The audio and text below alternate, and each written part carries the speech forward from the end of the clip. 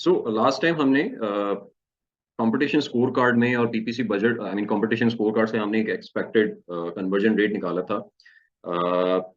उस सिनेरियो में जहां पर हमारे पास एक्चुअल डाटा जो है और नंबर मौजूद नहीं है।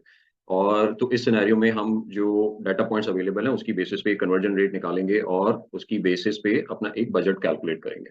सो हमने वो प्रैक्टिस किया, हमने keyword multiple case studies I mean accounts पे भी उसको अप्लाई करके दिया और एक बजट जो है वो कैलकुलेट किया। अब ये यहाँ पर जो हमने बजट कैलकुलेट किया था बेसिकली ये तो उन तमाम कीवर्ड्स का था जो कि हमें रेलेवेंट नज़र आए, जो कि जहाँ पर कन्वर्जेंस हो रही हैं और कॉम्पिटिटर जो हैं वो यहाँ से सेल्स जनरेट कर रहे हैं, राइट? और उसकी बेसिस पे हमने एक कन्वर्जन रेट जो है वो एस्टिमेट कर लिया। अब नेक्स्ट जो ये इशू आएगा मोस्टली पीपीसी मैनेजर्स को और बड़ा जेन्युइन सा इशू है, वो ये है कि आपका बजट जो है वो लिमिटेड है। वो एक बॉटलनेक है वहाँ पे कि जो बजट आपने प्लान किया है वो अवेलेबल ही नहीं है। आपका क्लाइंट या आप अगर खुद सेलर हैं तो आपके पास इतने फंड अवेलेबल नहीं है या आप इतना जो है वो स्पेंड नहीं करना चाह रहे हो। सो वहाँ पर इस सिनेरियो में हमें बजट एलोकेशन की तरफ जाना पड़ेगा। Now what is budget allocation is कि हम अपने अवेलेबल स्पेंड को प्रायोरिटाइज करेंगे। लेट्स से कि हमारे पास हमारा जो बजट है वो $300 का बनता है कि अगर हम तमाम कीवर्ड्स की रैंकिंग पे स्पेंड करते हैं और टारगेटेड नंबर ऑफ ऑर्डर जो हैं वो अचीव करने की कोशिश करते हैं। सो हमें $300 पर डे स्पेंड करना पड़ेगा, लेकिन हमारे पास $300 पर डे अवेलेबल नहीं है। हमारे पास ओनली $200 अवेलेबल है। तो उस सिनेरियो में क्या फैक्टर्स हो सकते हैं कि हम उस $200 को स्पेंड करें बजाय इसके कि हमारा जो $300 है। तो और किस बेसिस पे किस क्राइटेरिया पे हम प्रायोरिटाइज करेंगे कीवर्ड को कि हमें कौन कौन से कीवर्ड जो है वो टारगेट करने चाहिए। सो कंटिन्यूइंग द बजटिंग, वहां से एक हमने एक टेम्पलेट ड्राइव किया पीपीसी बजट एलोकेशन का। सेम कीवर्ड्स हैं उनके, सेम डाटा पॉइंट्स जो हैं वो अवेलेबल हैं यहाँ पर, ठीक है। और ये वही नंबर्स रिफ्लेक्ट कर रहे हैं जो आपने पीपीसी बजट में यहाँ पे कैलकुलेट किए थे। अब जो एक फैक्टर है कि अगर मेरे पास लिमिटेड बजट है, सो यहाँ पर मैं कोशिश मेरी प्रायोरिटी ये होगी या किसी भी पीपीसी मैनेजर की प्रायोरिटी ये होगी कि वो कम से कम बजट स्पेंड करके ज्यादा से ज्यादा नंबर ऑफ ऑर्डर्स अचीव कर ले। अच्छा, ये चीज़ जो है वो किस तरीके से ड्राइव की जा सकती है कि अगर मतलब ज़्यादा ऑर्डर और कम स्पेंड जो है, तो मेरे पास कौन से ऐसे कीवर्ड्स हैं जिन पे स्पेंड कम करना पड़ेगा और उस पे ऑर्डर जो है वो अचीव हो जाएगा, और किस पे ज़्यादा स्पेंड करना पड़ेगा और उस पे ऑर्डर अचीव हो जाएगा। तो उसका एक सिंपल सा हमारे पास एक फॉर्मूला मौजूद है, वो है CPA, cost per order acquisition का। कॉस्ट पर ऑर्डर एक्विजिशन जो है वो हम किस तरीके से ड्राइव कर सकते हैं, दैट इज़ मैं यहाँ पे फॉर्मूला लिख देता हूँ उसका।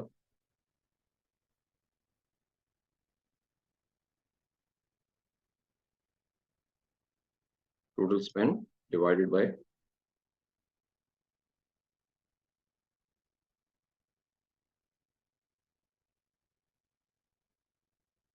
Number of PPC orders. So इस पे इसकी जो रिजल्टिंग वैल्यू आएगी वो मेरी वो स्पेंड आएगा जो मुझे एक ऑर्डर अचीव करने के लिए स्पेंड करना पड़ता है। तो यहाँ पर भी हमने वही फॉर्मूला पुट किया है और अपने हर कीवर्ड के अगेंस्ट जो हमने बजट शीट में इंक्लूड किए थे, उसके अगेंस्ट जो है वो हमने सीपीए जो है वो ड्राइव कर लिया है, उसको कैलकुलेट कर लिया। अब यहाँ पर क्योंकि हर कीवर्ड की बिट डिफरेंट है, कन्वर्जन रेट डिफरेंट है, ठीक है, सर्च वॉल्यूम डिफरेंट है, number of orders required different है, तो ऑब्वियसली हर एक का सीपीसी जो है वो वेरी कर रहा होगा एक कीवर्ड का दूसरे कीवर्ड से। सो यहाँ पर मैंने अब मुझे इन कीवर्ड्स के अगेंस्ट और इनकी स्पेंडिंग के अगेंस्ट, इनके सीपीए के अगेंस्ट मुझे ये ड्राइव करना है कि कहाँ मुझे कम स्पेंड करना पड़ रहा है और कहाँ ज्यादा स्पेंड करना पड़ रहा है एक ऑर्डर अचीव करने के लिए। तो मैंने एक सिंपल फॉर्मूला यहाँ पे यूज किया है रैंकिंग एवरेज का। रैंकिंग एवरेज में हम सिंपली कर क्या रहे हैं कि इन कीवर्ड्स को या इन सीपीएस को इस बेसिस पे रैंक कर they from lowest to highest.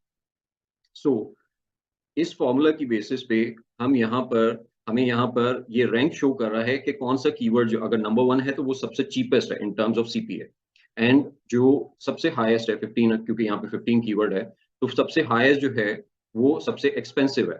सो अगर हम कीवर्ड को प्रायोरिटाइज करना स्टार्ट करेंगे फॉर रैंकिंग परस्पेक्टिव और हमारे पास एक लिमिटेड बजट अवेलेबल है, तो एक मोस्ट लॉजिकल प्रायोरिटी जो है वो ये हो सकती है कि जहां से ज्यादा कन्वर्जन ली जा सके कम स्पेंड करके। सो इसकी बेसिस पे अगर मैं लेट्स से इनको ड्राइव करो कि हाँ, मुझे जो कीवर्ड टारगेट करने हैं, वो एक ये सिंपल एक टेम्पलेट बना हुआ है। सो इस टेम्पलेट को आप यूज़ करते हो, नहीं करते हो, वो एक डिफरेंट चीज़ है। बट अगर यहाँ पर लेट्स से कि मैं अगर ये टेम्पलेट नहीं भी यूज़ कर रहा, तो मुझे वो किसी तरीके से मार्क तो करना होगा उसको कि कौन-कौन से कीवर्ड जो है मैं अपनी इनिशियल कैम्पेन्स में जो है वो टारगेट करूँगा। सो मैंने एक चेकआउट किया कि मेरे पास एक कीवर्ड है, जिसका सीपीए जो है वो सबसे कम है, मैंने उसको अपनी कैम्पेन में इंक्लूड कर दिया और मतलब प्लान कर लिया उसको इंक्लूड करने का। इसी तरीके से मैंने सेकंड नंबर को भी ले लिया, थर्ड नंबर को भी ले लिया, फोर्थ को ले लिया, फिफ्थ, सिक्स, सेवन को ले लिया, राइट? अब यहाँ पर एक चीज़ आपको नज़र आएगी कि मैंने यहाँ पे बजट अवेलेबल मेंशन किया हुआ है कि मेरे पास जो बजट अवेलेबल है वो $200 है, राइट? अब एक चीज़ हमारी बड़ी आई मीन ऑब्वियस है अंडरस्टैंडिंग में कि जो हमने बजट कैलकुलेट किया था वो तो इस पर्सपेक्टिव से था कि हमने रैंकिंग पर स्पेंड करना है। और ये सारा का सारा बजट जो है वो हम कैलकुलेट कर रहे हैं, ये तो रैंकिंग कैम्पेन्स के लिए है और अपने कीवर्ड्स को रैंक करने के लिए हम ये स्पेंडिंग करेंगे। लेकिन क्या हम 100% बजट जो है वो रैंकिंग कैम्पेन्स की तरफ स्पेंड कर रहे होंगे? नहीं, ऑब्वियसली हमें हमारे पीपीसी कैंपेन्स के डिफरेंट ऑब्जेक्टिव्स होते हैं, उसमें एक रैंकिंग एक ऑब्जेक्टिव है, उसके अलावा कन्वर्जन की कैंपेन्स हो सकती हैं, उसके अलावा रिसर्च कैंपेन्स हो सकती हैं, उसके अलावा awareness and brand building campaigns हो सकती हैं। तो इन ऑब्जेक्टिव्स को सामने रखते हुए मेरे पास मल्टीपल ऑब्जेक्टिव्स हैं, तो मुझे अपना पीपीसी स्पेंड जो है, वो इन ऑब्जेक्टिव्स को भी की तरफ भी स्पेंड करना है, एक सर्टेन नंबर या एक सर्टेन परसेंटेज जो है इन कैंपेन्स को, इन ऑब्जेक्टिव्स को भी एलोकेट करना है। सो नॉर्मली जो एक एक रिकमेंडेड मैं यहाँ पे कहूँगा कि एक रिकमेंडेड अमाउंट ऑफ स्पेंड जो कि हमें अपनी रैंकिंग की तरफ ड्राइव करना चाहिए या स्पेंड करना चाहिए, that is almost 70 to 75% of the budget, जो टोटल बजट है वो हम रैंकिंग कैंपेन्स की तरफ जो है वो पुट कर सकते हैं या करना चाहिए। उसके अलावा यानी हमारे पास जो spare 25 to 30% of the budget है, वो हमें रिसर्च पर, कन्वर्जन पर, ब्रांड अवेयरनेस पे या जो इम्प्रेशंस जनरेट करने पे इन एरियाज़ की तरफ जो है, वो फ़ोकस करना चाहिए ताकि हमारे फ़नल में मज़ीद कीवर्ड्स भी ऐड होते रहें और इसको हम ऑब्वियसली डिटेल जब कैंपेन स्ट्रैटेजीज़ की तरफ जाएँगे, तो इसको हर एक ऑब्जेक्टिव को और उसके अगेंस्ट क्या-क्या कैंपेन सेटअप की जा सकती हैं, वो डेफिनिटली हम डिस्कस करेंगे। लेकिन यहाँ पर एक जनरलाइज़्ड ब्रॉडर वे में बात करें, तो हमें ये पता है कि हमें कुछ बजट जो है वो अदर कैंपेन्स, अदर ऑब्जेक्टिव्स को भी एलोकेट करना होगा। सो अब यहाँ पर मैंने 70% अलाउ किया रैंकिंग कैंपेन्स को और मैंने यहाँ पे 70% पुट कर दिया। सो उसकी बेसिस पे एक बजट कैलकुलेट हो गया कि मुझे 200 में से $147 जो है मैं रैंकिंग कैंपेन्स पे एलोकेट कर सकता हूँ। ठीक है? अगर मैं इसको 60 कर दूँ तो ये बजट जो है वो चेंज हो जाएगा और कि अब मेरा जो रैंकिंग बजट है वो 60% है और अगर मैं 70 करता हूँ या 80 करता हूँ तो मेरा ओवरऑल जो बजट है वो इसका टोटल बजट जो है वो चेंज हो जाएगा, राइट? सो अब अगर मैं यहाँ पर मेरे पास एक $147 अवेलेबल है एंड इसकी बेसिस पे जो मैं टारगेटिंग सेट कर रहा हूँ, तो मुझे नज़र आ रहा है कि मेरा बजट जो है इन टारगेट्स को सॉरी अ, देखिए ब्रॉड जो है ना वो फिर भी आप रैंकिंग पर्सपेक्टिव से मतलब उसके 2 यूज़ हैं उसामा, कि ब्रॉड जो मैच टाइप है हमारी, उसको आप रैंकिंग के लिए भी यूज़ कर सकते हो और रिसर्च के लिए भी यूज़ कर सकते हो।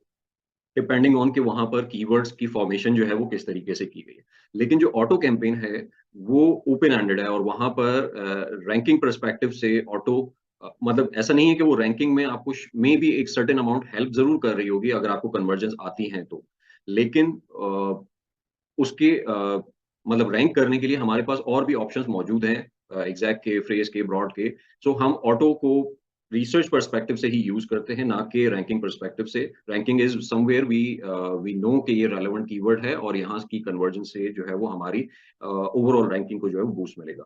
तो ब्रॉड में दोनों पार्ट इन्वॉल्वड हैं depending on the strategy. Auto is specifically a research campaign उसमें रैंकिंग की तरफ ज़्यादा उस पे फोकस नहीं करना चाहिए कि उसको मतलब as a ranking objective auto को यूज़ किया जाए। ओके, सो सो यहाँ पर अब मेरे पास जो मैंने कीवर्ड टारगेट जो है वो ऐड किए हैं तो मेरे पास डेफिसिट आ रहा है, ठीक है? सो मुझे अब यहाँ तो अपना बजट इंक्रीज़ करना पड़ेगा या फिर अपना कोई कीवर्ड जो है वो अपनी इनिशियल कैम्पेन में जो है वो कट डाउन करना पड़ेगा, राइट? तो मैं एक आधा कीवर्ड रिमूव करके देख लेता हूँ तो मेरा बजट जो है वो यहाँ पर कंप्लीटली यूटिलाइज़ हो रहा है और मुझे मतलब यहाँ पर जो अवेलेबल बजट है मैं उसकी कंप्लीट यूटिलाइज़ेशन कर रहा हूँ। अच्छा, यहाँ पर एक इश्यू ये आएगा आप लोगों के पास और आई होप इसकी अंडरस्टैंडिंग होगी कि आप में भी हर दफ़ा जो है वो सीपीए की बेसिस पे टारगेटिंग या अपने ऑब्जेक्टिव जो है वो सेट ना कर पाएँ। सम टाइम हमें पता होता है कि एक मतलब लेट्स से यहाँ पर जो प्लास्टिक नाइफ्स है, ठीक है? प्लास्टिक नाइफ्स का अगर हम सर्च वॉल्यूम चेकआउट करें तो वो सबसे ज़्यादा है बाकी कीवर्ड्स के मुकाबले में और ये बताता है कि ये मेन कीवर्ड है और ये ऑब्वियसली क्योंकि जो इस पर्टिकुलर निश में ये मेन कीवर्ड है और इसका डिमांड भी सबसे ज़्यादा कन्वर्जन्स भी नंबर ऑफ ऑर्डर्स भी इसी के ऊपर हो रही हैं।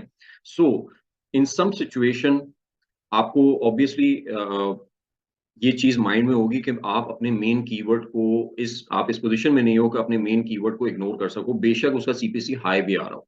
मतलब आपके पास इतना बजट अगर आप मेन कीवर्ड के ऊपर स्पेंड ना करो और बाकियों के ऊपर स्पेंड करो, तो हो सकता है कि आपको बेहतर सीपीसी या बेहतर एकॉस जो है वो मिल रहा हो, आपके पास बेहतर सीपीए आ रहा हो, रिज़ल्ट जो है वो आप एक यानी एक एकॉस वाइज़ अगर देखें तो वहाँ पर आपको ये एक्सपेक्टेशन में या फ़ोरकास्ट में ये चीज़ नज़र आ रही हो कि मैं अगर मेन कीवर्ड को टारगेट ना करूँ तो मेरे पास अच्छे रिज़ल्ट या बेहतर रिज़ल्ट जो हैं वो आ सकते हैं। लेट्स से कि मैं यहाँ से इसको रिमूव कर देता हूँ। तो मेरा एकॉस जो है वो ऑलमोस्ट 7% नीचे आ गया है। क्यों? क्योंकि प्लास्टिक नाइफ जो मेन कीवर्ड है उसका सीपीसी उसका जो सीपीए है वो 7 नंबर पे रैंक करता है उसका और वो एक्सपेंसिव है बाकियों के मुकाबले में।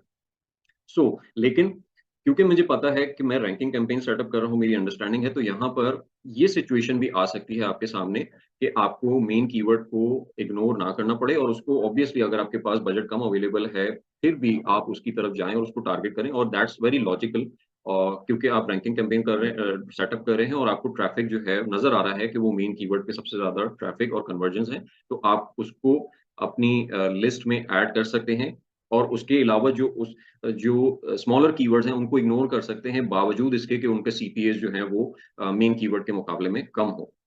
ठीक है? तो ये एक स्ट्रैटेजी वाइज़ जो है ये प्रायोरिटी हो सकती है एक पीपीसी मैनेजर की and which is very much okay and logical कि उसको मेन कीवर्ड को टारगेट करना चाहिए अनटिल अनलेस कि आपके पास और ऑप्शंस अवेलेबल हों, जहाँ पर उतनी ही वॉल्यूम में या अ उतनी ही रेलेवेंसी और ट्रैफ़िक के साथ जो है वो आपके पास कीवर्ड्स मौजूद हों, जहाँ से वो सर्टेन नंबर ऑफ ऑर्डर जो है वो जनरेट किया जा सकता है। लेकिन इस निश में हमें साफ नज़र आ रहा है कि मेजर चंक जो है वो मेन कीवर्ड से आ रहा है, तो हम उसको इग्नोर नहीं कर सकते। ठीक है? सो यहाँ पर एक हमने एक सर्टेन अमाउंट निकाल लिया कि ये हमारे टारगेट्स होंगे एंड ये हमारी प्रायोरिटी लिस्ट में है। अब ये हम इस पर्सपेक्टिव में काम कर रहे हैं कि हमारी लॉन्च जो है वो बिल्कुल न्यू है। अभी हमारे पास कोई हिस्टोरिकल डाटा मौजूद नहीं है, कोई एक्चुअल डाटा मौजूद नहीं है। हम इस पर्सपेक्टिव में बात कर रहे हैं। एंड इसकी बेसिस पे हमने अपना स्पेंड जो है वो कैलकुलेट कर लिया। एक एक्सपेक्टेड सीपीए एंड एक्सपेक्टेड एकॉस जो है वो यहाँ पर अगर इन्हीं नंबर्स को ड्राइव किया जाए कि मैंने यहाँ पे सेल प्राइस बता दी है कि मेरी सेल प्राइस जो है वो 1299 है। टारगेटेड ऑर्डर्स जो हैं वो कैलकुलेट हो रहे हैं बेस्ड ऑन जो मैंने टारगेटिंग सेट की है। अगर मैं यहाँ पर अभी मेरे पास टारगेटेड नंबर ऑफ ऑर्डर्स जो हैं वो 13 आ रहे हैं। लेट्स से मैं यहाँ से कीवर्ड रैंक जो है वो 6 रिमूव करता हूँ, तो यहाँ पे 3 ऑर्डर्स हैं, तो इसको 10 हो जाना चाहिए and which is very much okay कि यहाँ पे 10 हो रहा है, तो मेरे पास नंबर ऑफ ऑर्डर्स आ रहे हैं। इसी की बेसिस पे नंबर ऑफ क्लिक्स भी कैलकुलेट हो रहे हैं कि टोटल नंबर ऑफ क्लिक्स जो मैंने टारगेटिंग सेट की है, उसके टोटल नंबर ऑफ क्लिक्स कितने बन रहे हैं, तो वो हमारे पास एवरेज सीपीसी हम बड़ा ईज़िली कैलकुलेट कर सकते हैं कि 140 जो कि हम रैंकिंग में स्पेंड करने वाले हैं, उसके अगेंस्ट जो टोटल नंबर ऑफ क्लिक्स हैं, तो हमारे पास एवरेज सीपीसी आ गया और एवरेज जो हमारा कन्वर्जन रेट बनेगा वो भी इस बेसिस पे आ गया कि हमारे नंबर ऑफ क्लिक्स के अगेंस्ट 13 ऑर्डर्स जो हैं वो जनरेट हो रहे हैं, तो नंबर ऑफ क्लिक्स जो है वो 13% बन रहा। और इसी की बेसिस पे मैंने एक एक्सपेक्टेड सीपीए और एक्सपेक्टेड एकॉस जो है वो हमने ड्राइव कर लिया। ठीक है? जिसकी बेसिस पे आप अपनी प्रायोरिटीज़ जो है वो सेट कर सकते हैं कि अगर आपका टारगेट जो है वो लो एकॉस है, तो आप लो सीपीए वाले कीवर्ड जो है वो टारगेट कर सकते हो और उसको अपनी कैंपेन में इंक्लूड कर सकते हो, बजाय इसके कि हायर सीपीए वाले को आप फोकस करें।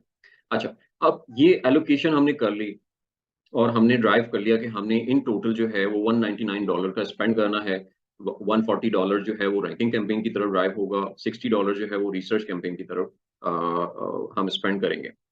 अब यहाँ पर इसकी बेसिस पे हम जो नेक्स्ट हमारा टेम्पलेट है, या हम जिस चीज़ के ऊपर काम करना चाहते हैं, या हम बेसिकली बजट जो है वो क्यों बना रहे हैं, उसका मेन रीज़न ये होता है कि हमने आगे के फ्यूचर के रिज़ल्ट जो हैं वो फोरकास्ट करने हैं, कि क्या एक्सपेक्टेड रिज़ल्ट्स आ रहे हैं, उसकी बेसिस पे हम कितने ऑर्डर्स अचीव करेंगे, कितना प्रॉफिट जो है वो एक्सपेक्ट किया जा सकता है, कितने नंबर ऑफ ऑर्डर्स होंगे।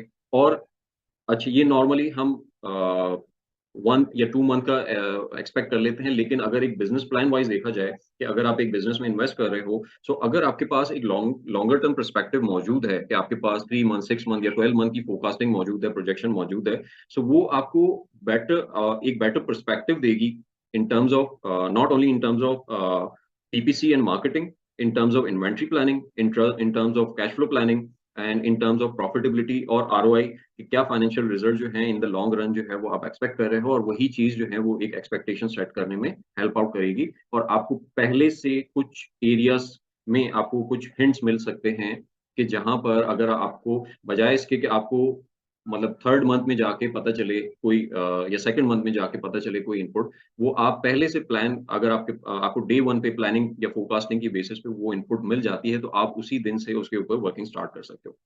तो हमारे पास जो एक फोरकास्ट है, अब ये फोरकास्ट जो है मैंने 6 मंथ का प्लान किया है, इसको 3 मंथ भी किया जा सकता है, इसको 12 मंथ तक भी एक्सटेंड किया जा सकता है, जैसा जिसकी नीड हो, जरूरत हो। अब हमारे पास क्या डाटा पॉइंट्स हैं, या एक जो पहली चीज जो हमें यहाँ पर कंसिडर करने की जरूरत है, वो ये है कि कौन से ऐसे वेरिएबल्स होते हैं जो कि हमारी फ्यूचर की सेल्स को अफेक्ट कर सकते हैं, और उनमें चेंज जो है वो ड्राइव कर सकते हैं, या चेंज का रीजन बन सकते हैं over the period of time. सबसे पहली चीज अगर हम देखें, तो हमारे कन्वर्जन रेट हमने कैलकुलेट किया है। अगेन मैं रिपीट करूंगा कि हम यहाँ पर बात कर रहे हैं इन टर्म्स ऑफ कि अगर ये प्रोडक्ट जो है वो न्यू लॉन्च हो रही है, सो कन्वर्जन रेट हमने ड्राइव किए हैं थ्रू कंपटीशन स्कोर कार्ड, और अपनी लिस्ट का और कंपेटिटर्स की लिस्ट के बेसिस पे हमने एक कन्वर्जन रेट जो है वो ड्राइव किया है, और एक मार्केट कन्वर्जन रेट भी हमने चेकआउट किया है, उसकी बेसिस पे हमने एक कन्वर्जन रेट ड्राइव किया। लेकिन इन द लॉन्ग रन, जैसे जैसे मेरी लिस्ट पे ऑर्डर्स आते रहेंगे, रिव्यूज आते रहेंगे, तो ऑब्वियसली क्योंकि कंपटीशन स्कोर कार्ड में हम सोशल प्रूफिंग को भी कुछ स्कोर्स दे रहे थे, सो यहाँ पर हमारा कन्वर्जन रेट भी इंप्रूव होना स्टार्ट हो जाएगा उसी स्कोर कार्ड की बेसिस पे। क्योंकि अगर लेट्स से कि आज मैं इस पोजीशन पे हूँ डे वन पे, कि मेरा स्कोर कार्ड जो है वो 47 शो कर रहा है, क्योंकि मेरे पास सोशल प्रूफ कोई भी नहीं है, ठीक है। लेकिन इन 1 मंथ टाइम मेरे पास ये पॉइंट्स भी मेरे पास अचीव हो जाते हैं, और ये पॉइंट्स भी अचीव हो जाते हैं, तो ऑब्वियसली इसकी वजह से मेरा स्कोर कार्ड भी इम्प्रूव कर रहा है। डाउन द लाइन 3 मंथ्स में मेरा ये पॉइंट भी अचीव हो जाते हैं, सो मेरा स्कोर कार्ड और इसकी बेसिस पे मेरी जो रेटिंग्स हैं वो भी इम्प्रूव हो रही हैं। सो मेरा स्कोर कार्ड जो है वो इंक्रीज कर रहा है with the passage of time. So अगर मैंने जो लॉजिक डे वन पे स्टैब्लिश की है, तो मैं ये लॉजिक जो है वो इस वक्त भी स्टैब्लिश कर सकता हूँ कि अगर लॉन्ग रन में मेरा स्कोर इम्प्रूव होगा, तो मेरा कन्वर्जन रेट भी इम्प्रूव होगा। सो एक तो फैक्टर ये हो गया कि मेरी लॉन्च के बाद जो मेरे पीडीपी पे जो चेंजेस आएंगे, जो इम्प्रूवमेंट्स आएंगी, उसकी वजह से मेरा कन्वर्जन रेट जो है वो चेंज हो जाएगा। सो ये एक वेरिएबल हो जाता है, वेरिएबल और एक फैक्टर बन जाता है चेंज का, जिसकी वजह से आगे के मंथ्स में मुझे चेंजेस या उसके इफेक्ट जो है वो देखने को मिल सकते हैं। दूसरा रीजन वो ये है, दूसरा फैक्टर है वो है पीपीसी ऑर्डर रेशो। नॉर्मली जब हम लॉन्च कर रहे हैं, तो हमारे मोस्टली क्योंकि हमारी ऑर्गेनिक विजिबिलिटी कोई नहीं है, ठीक है, तो ऑर्गेनिक विजिबिलिटी नहीं है, तो हम ऑर्गेनिक ऑर्डर्स भी एक्सपेक्ट नहीं कर सकते कि 100 मतलब कुछ कोई सर्टेन परसेंटेज जो है वो हमें ऑर्गेनिकली ऑर्डर्स मिल रहे होंगे, ठीक है। सो यहाँ पर अगर मैं एक प्रोडक्ट लॉन्च कर रहा हूँ, तो मेरी एक्सपेक्टेशन, अगर मैं वर्स्ट सिनेरियो में रखूँ, तो मैं एक्सपेक्ट करूंगा कि मेरे 100% फर्स्ट मंथ में जो 100% ऑर्डर्स हैं, वो पीपीसी के थ्रू जो है वो जनरेट हो रहे होंगे, ठीक है, पीपीसी के थ्रू जनरेट हो रहे होंगे। लेकिन इन द लॉन्ग रन जैसे जैसे मेरी प्रोडक्ट जो है वो रैंक होती रहेगी, डिस्कवरेबल होती जाएगी रेलेवेंट कीवर्ड्स के ऊपर, सो वहां से मुझे ऑर्गेनिक सेल्स भी ड्राइव होना स्टार्ट हो जाएंगी। अब ये पीपीसी ऑर्डर रेशियो और PPC and organic order ratio जो है वो अफेक्ट करता है ऑब्वियसली मेरे टैकोस के ऊपर, क्योंकि मेरा जो एकोस है वो तो डिपेंडेंट है पीपीसी ऑर्डर का, लेकिन जो मेरा टैकोस है वो टोटल ऑर्डर्स का डिपेंडेंट है। और अगर मेरा टैकोस जो है, और जैसे जैसे जैसे मेरे ऑर्डर इंक्रीज करते रहेंगे, मेरा टैकोस ऑब्वियसली नीचे आता रहेगा। सो अगर टैकोस नीचे आ रहा है तो दैट मीन्स कि मेरी प्रॉफिटेबिलिटी जो है वो इंक्रीज कर रही है। सो जैसे जैसे मेरी रैंकिंग इंप्रूव होती रहेगी और मेरे ऑर्गेनिक ऑर्डर्स और मेरा पीपीसी एंड ऑर्गेनिक रेशियो जो है वो इंप्रूव होता रहेगा, that also becomes a variable कि जिसकी वजह से मेरी सेल फोरकास्ट जो है वो चेंज होती रहेगी with the passage of time. Third factor जो हमारे यानी एक कंसिडरेबल फैक्टर है वो है डिमांड का। डिमांड का कैसे है कि अगर लेट्स से हम किसी भी कीवर्ड को चेकआउट करते हैं, तो हमें पता है कि हर प्रोडक्ट के सर्च वॉल्यूम जो है वो चेंज होते रहते हैं और यहाँ पर उनकी डिमांड जो है।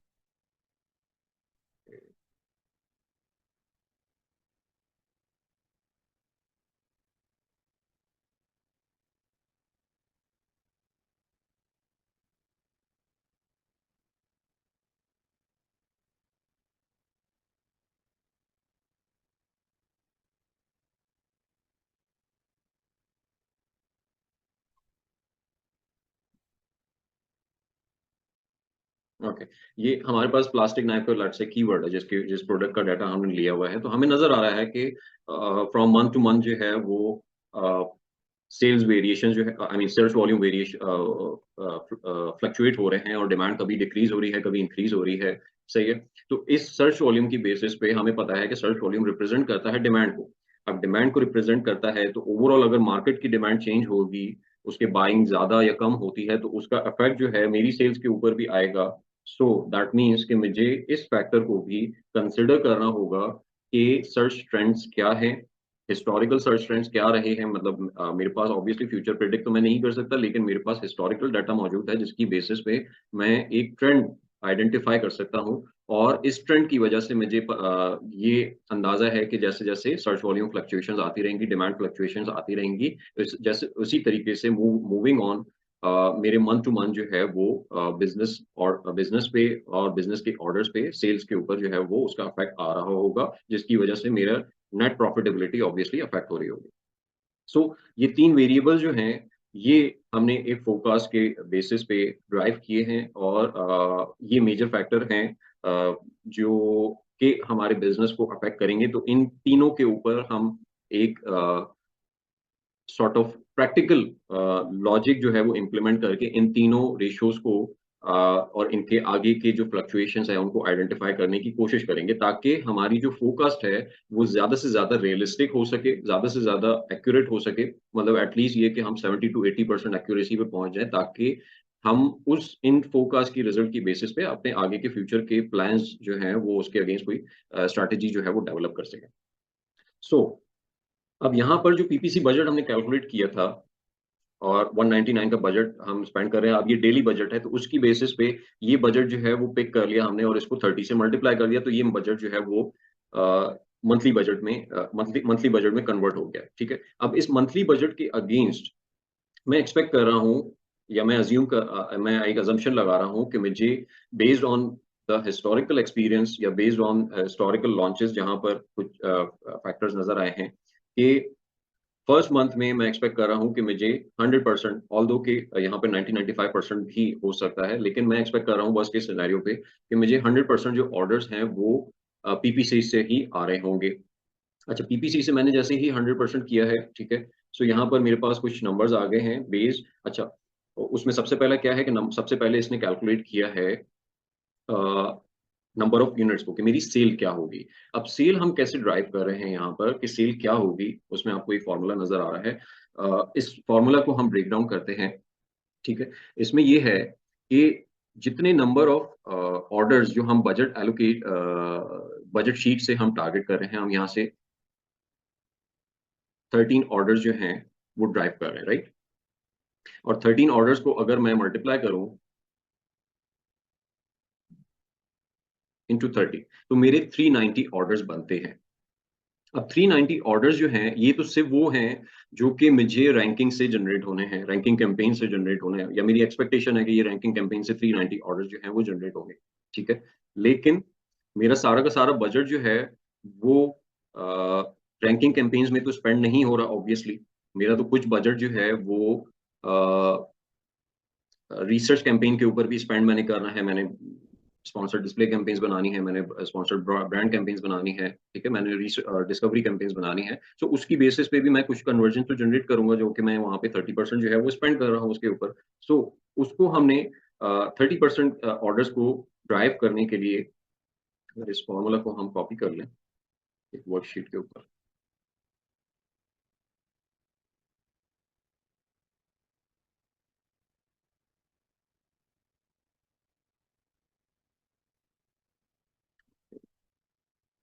इसको हम यहाँ से चेकआउट कर लेते हैं।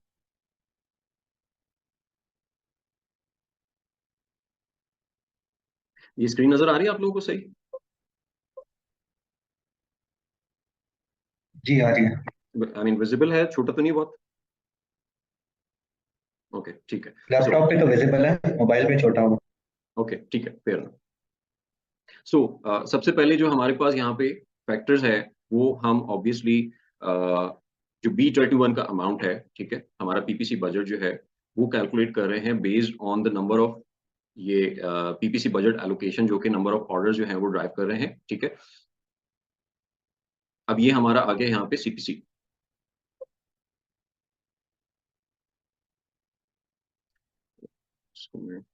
जो ये एवरेज सीपीसी हम शो कर रहे हैं, ठीक है, इसकी बेसिस पे हमने एक अमाउंट कैलकुलेट किया कि अगर हम इतना स्पेंड करते हैं, ये मेरा एवरेज सीपीसी बन रहा है, ठीक है, एंड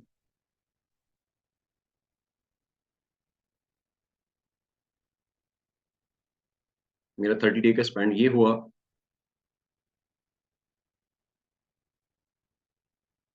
सो इस स्पेंड के अगेंस्ट मुझे जो नंबर ऑफ क्लिक्स जो हैं वो जनरेट होंगे वो 4100 होंगे, ठीक है, पहला ब्रेकडाउन।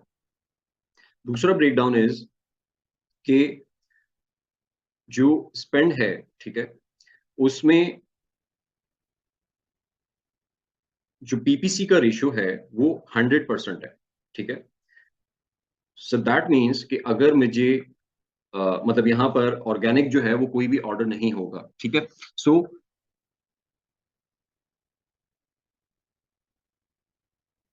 जो ये वाला फॉर्मूला है, ठीक है, ये ड्राइव कर रहा है कि मेरे ऑर्गेनिक या सर्टेन परसेंटेज ऑफ ऑर्डर्स अगर हैं, ठीक है, तो वो इसमें से माइनस हो जाएंगे, यानी हम ऑर्गेनिक को जो है वो सेपरेटली कैलकुलेट कर रहे होंगे, ठीक है। तो यहाँ पर नजर ये आ रहा है कि 100% जो ऑर्डर्स हैं वो पीपीसी ऑर्डर्स हैं, तो जो B7 की वैल्यू है उसको हम डिवाइड करते हैं टोटल बजट से, ठीक है, और उसको मल्टीप्लाई कर देंगे ऑर्गेनिक यानी 100% ऑर्डर माइनस पीपीसी ऑर्डर जो B7 की वैल्यू है, ठीक है। सो उसकी बेसिस पे मेरे पास नंबर ऑफ ऑर्गेनिक ऑर्डर जो हैं वो ड्राइव हो जाएंगे, और वो अमाउंट यानी वो बजट जो कि ऑर्गेनिक ऑर्डर्स के ऊपर स्पेंड हो रहा है, उसकी बेसिस पे मेरे पास ऑर्गेनिक ऑर्डर्स का नंबर आ जाएगा, ठीक है। अब ये अमाउंट जो है, जो ऑर्गेनिक ऑर्डर्स का वॉल्यूम जो है वो हम क्यों कैलकुलेट कर रहे हैं बेसिकली यहाँ पर? ओके, मैं इसको कॉपी करके जो है आपको यहाँ पे शो कर देता हूँ।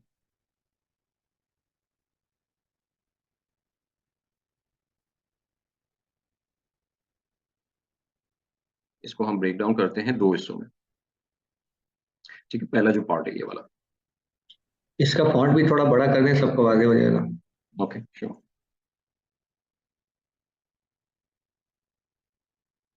ठीक है, नजर आ रही है? ऑलराइट। सो हमारे पास B21 में, ठीक है, यहाँ पर जो हम अमाउंट कैलकुलेट कर रहे हैं, ठीक है, वो ये है कि जो स्पेंड कर रहे हैं हम पीपीसी के ऊपर, PPC spend divided by CPC, ठीक है, जो एवरेज सीपीसी मेरी बजट एलोकेशन वाली शीट में जो है वो रिफ्लेक्ट हो रही है, जो एवरेज सीपीसी हमने यहाँ से ड्राइव किया। तो इसकी बेसिस पे मेरे पास जो बजट का अमाउंट कैलकुलेट होगा वो होगा 199.4 इंटू 30। ये बजट का अमाउंट है, ये हमें फोरकास्ट फर्स्ट मंथ की फोरकास्ट में नजर आ रहा है, ठीक है। मैंने सीपीसी यहाँ पे पिक कर लिया बजट एलोकेशन शीट से, ठीक है, 1.43, जिसका रिजल्टिंग वैल्यू जो है मेरे पास आ गई in terms of total number of clicks, ठीक है। अब टोटल नंबर ऑफ क्लिक्स जो हैं वो मल्टीप्लाई हो रहे हैं B5 से। B5 पे हमारा मौजूद है कन्वर्जन रेट, ठीक है। सो दैट मीन्स कि नंबर ऑफ क्लिक्स पे जो कन्वर्जन रेट मैंने एस्टिमेट किया है based on our score card, इस कन्वर्जन रेट की बेसिस पे, अगर मैं कन्वर्जन रेट यहाँ पे पिक कर लेता हूँ, ठीक है, ये आगे मेरे टोटल नंबर ऑफ ऑर्डर्स, ठीक है। अच्छा, ये टोटल नंबर ऑफ, तो ये वाला पोर्शन हो गया कि मेरे पीपीसी ऑर्डर्स जो हैं वो कितने हैं, या मेरे बजट स्पेंड करने की वजह से कितने ऑर्डर्स जो हैं वो जनरेट हो रहे हैं, ठीक है। अच्छा, लेट्स से कि अगर ये अमाउंट जो है वो मेरा जो अभी तो यहाँ पर फर्स्ट मंथ में मैंने 100% ऑर्डर रेशियो लिया है कि पीपीसी ऑर्डर जो है वो 100% है, ठीक है। एनी हाउ हम मास्टर फाइल को यूज कर लेते हैं इस फॉर्मूला को समझने के लिए। सो जो मैं यहाँ पे कह रहा था कि अगर हम इस ऑर्डर परसेंटेज को चेंज करते हैं, ठीक है, तो हमारे ऑर्डर नंबर ऑफ ऑर्डर जो है वो चेंज हो जाते हैं, ठीक है। और इसी फॉर्मूला को हम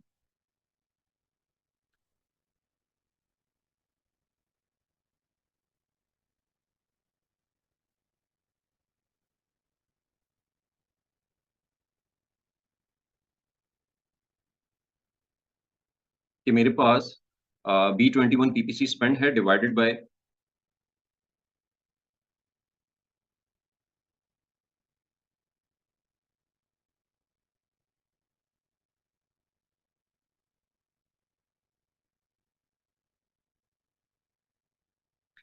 सीपीसी,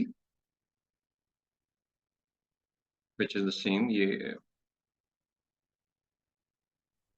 अच्छा, ये तो वही फॉर्मूला, ओके। प्लस कर रहे हैं हम यहाँ पर जो ये वाला पोर्शन जो है, ये तो अब ऊपर वाला ही है कि जो हमने पीपीसी ऑर्डर किया है, ठीक है, मल्टीप्लाई कर दिया उसको कन्वर्जन रेट से। स्क्रीन शेयर नहीं हो रहा सही से, इसका सॉरी, क्या है? स्क्रीन शेयर नहीं हो रहा सही से, sales for cost screen worksheet पे। स्टक हो गया है, फ्रीज हो गया स्क्रीन। ओके, सॉरी सॉरी, एक मिनट, ठीक है। अच्छा, ये मैंने इसको ब्रेक डाउन किया है कि हम यहाँ पे जो ये फॉर्मूला लगा हुआ है इसमें पहला जो पोर्शन है PPC spend divided by CPC and conversion rate, जो ये हमने यहाँ पे कैलकुलेट किया था, ये वाला पोर्शन आ गया, ठीक है। दूसरा जो पोर्शन है जहां पर हम ऑर्गेनिक ऑर्डर कंप्यूट कर रहे हैं, विच इज पीपीसी स्पेंड, जो B21 आपको वैल्यू नजर आ रही है यहाँ पे, B21 PPC spend divided bye again CPC divided by B7। अच्छा, B7 क्या है? B7 is the PPC order ratio, जो यहाँ पे वैल्यू कंप्यूट की थी, ये हमने एक परसेंटेज जो है वो इनपुट किया हुआ है। So PPC spend divided by CPC, number of clicks आएंगे हमारे पास, number of clicks divided by PPC order ratio, PPC order ratio multiply by, अच्छा यहाँ पर हम क्या कर रहे हैं, मल्टीप्लाई बाय इस वजह से कर रहे हैं कि हमने जो रिमाइंडर परसेंटेज है पीपीसी ऑर्डर रेशियो का उसमें से माइनस करना है, यानी जो 100% of order total orders minus PPC order ratio, तो 1 माइनस B7, यानी 1 इज द 1 रिप्रेजेंट कर रहा है यानी 100% को, ठीक है। इसमें से मैं पीपीसी ऑर्डर्स जो है वो उसका परसेंटेज जो है वो माइनस कर रहा हूँ, तो मेरे पास जो नंबर ऑफ क्लिक्स आए हैं वो आए हैं, यानी 100% क्लिक्स आए हैं, ठीक है, मल्टीप्लाई बाय जो पीपीसी ऑर्डर रेशियो है, तो अगर लेट्स से यहाँ पे 30% होता तो टोटल नंबर ऑफ क्लिक्स में से जो पीपीसी के क्लिक जो ऑर्गेनिक के क्लिक्स हैं लेट्स से 30% है, ठीक है, तो 30% क्लिक्स जो है वो ऑर्गेनिक की वजह से आए हैं, मल्टीप्लाई बाय कन्वर्जन रेट।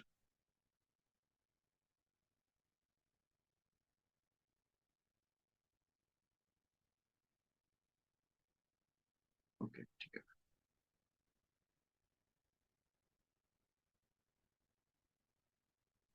ठीक है। अच्छा, उसके अलावा जो एक सर्च ट्रेंड वाला हमने फैक्टर डाला था, ठीक है, जो B8 में हमने वैल्यू ली है, वो किस वजह से ली है कि अगर सर्च ट्रेंड जो है वो इंक्रीज कर रहा है, तो यहाँ पर अजम्पशन ये है कि जो पीपीसी में मैं स्पेंड कर रहा हूँ उसकी बेसिस पे तो वही नंबर ऑफ ऑर्डर जो है वो जनरेट हो रहे होंगे,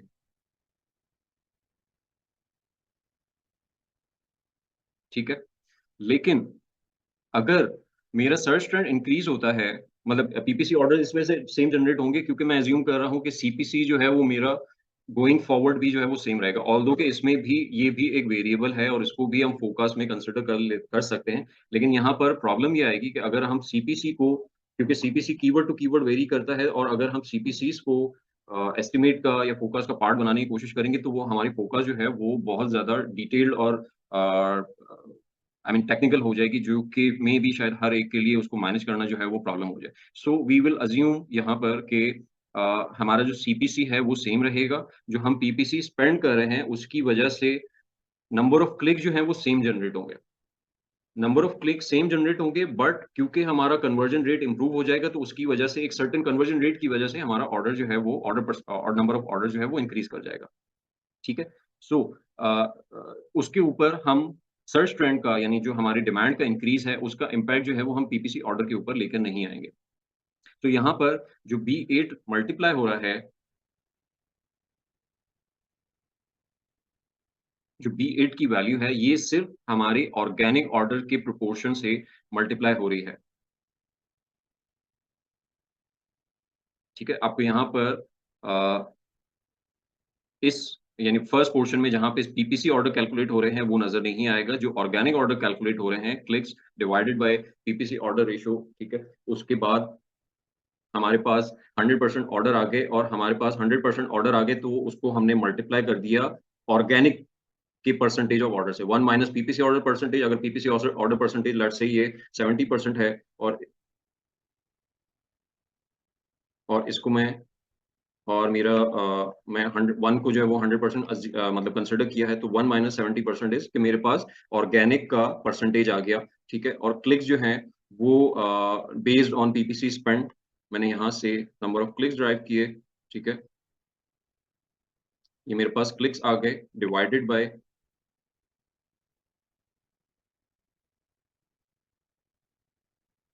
अब पीपीसी ऑर्डर परसेंटेज जो था मेरा, लेट्स से यहाँ पे मैं 70 अज्यूम कर रहा हूँ, तो 70 फर्स्ट मंथ में हमने 100 रखा है, लेकिन 70 अज्यूम कर रहा हूँ, तो ये इसको कन्वर्ट कर देगा 100%। अगर मैं इस वैल्यू को ड्राइव करूंगा दिस डिवाइडेड बाय दिस, तो ये 100% क्लिक्स की तरफ मुझे लेके चला जाएगा। कि अगर ये क्लिक्स जो है जिससे पीपीसी ऑर्डर ड्राइव हो रहे हैं, अगर ये 70% हैं, तो 100% क्लिक्स कितने हैं? 100% क्लिक्स मैंने निकाल लिए, उसका 30% जो है वो कितना होगा, which is the organic order ratio. अब इस ऑर्गेनिक ऑर्डर की बेसिस पे मैंने इसको मल्टीप्लाई कर दिया कन्वर्जन रेट से। ठीक है? जो कन्वर्जन रेट हम अज्यूम कर रहे हैं कि सेम ही रहेगा। ठीक है? और उस कन्वर्जन रेट की को हमने साथ साथ जो टोटल नंबर ऑफ ऑर्डर्स यहाँ से आया हमारे पास, उसको हमने मल्टीप्लाई कर दिया सर्च ट्रेंड से भी। सर्च ट्रेंड जो है वो ये वाला जो वैल्यू है, इससे होगा क्या कि अगर मेरे आज फर्स्ट मंथ में 10 ऑर्डर्स आ रहे हैं, या लेट्स से मंथली बेसिस पे 300 ऑर्डर्स आ रहे हैं, और मुझे सर्च ट्रेंड में नजर आ रहा है कि नेक्स्ट मंथ जो है वो डिमांड 18% तक या 10% तक इंक्रीज कर जाती है, तो विद द सेम रेशियो कि मुझे ऑर्गेनिक मेरा पीपीसी और वर्सेस ऑर्गेनिक रेशियो जो है वो 30% है। ठीक है? मुझे और 30% ऑर्गेनिक ऑर्डर्स आते हैं, लेकिन डिमांड जो है वो 10% इंक्रीज कर गई है। तो फर्स्ट मंथ जहां पर मुझे 300 ऑर्डर आ रहे थे, अब मुझे एक्सपेक्टेडली 330 ऑर्डर्स जो है वो आने चाहिए। ठीक है? सिर्फ सर्च ट्रेंड इंक्रीज करने की वजह से, तो वो सर्च ट्रेंड वाला एलिमेंट भी जो है वो यहाँ पर हम कंसिडर कर रहे हैं। यहाँ तक क्लियर है ये चीज? आई मीन किसी को कोई कंफ्यूजन तो नहीं है? नहीं, क्लियर है सर। ऑलराइट।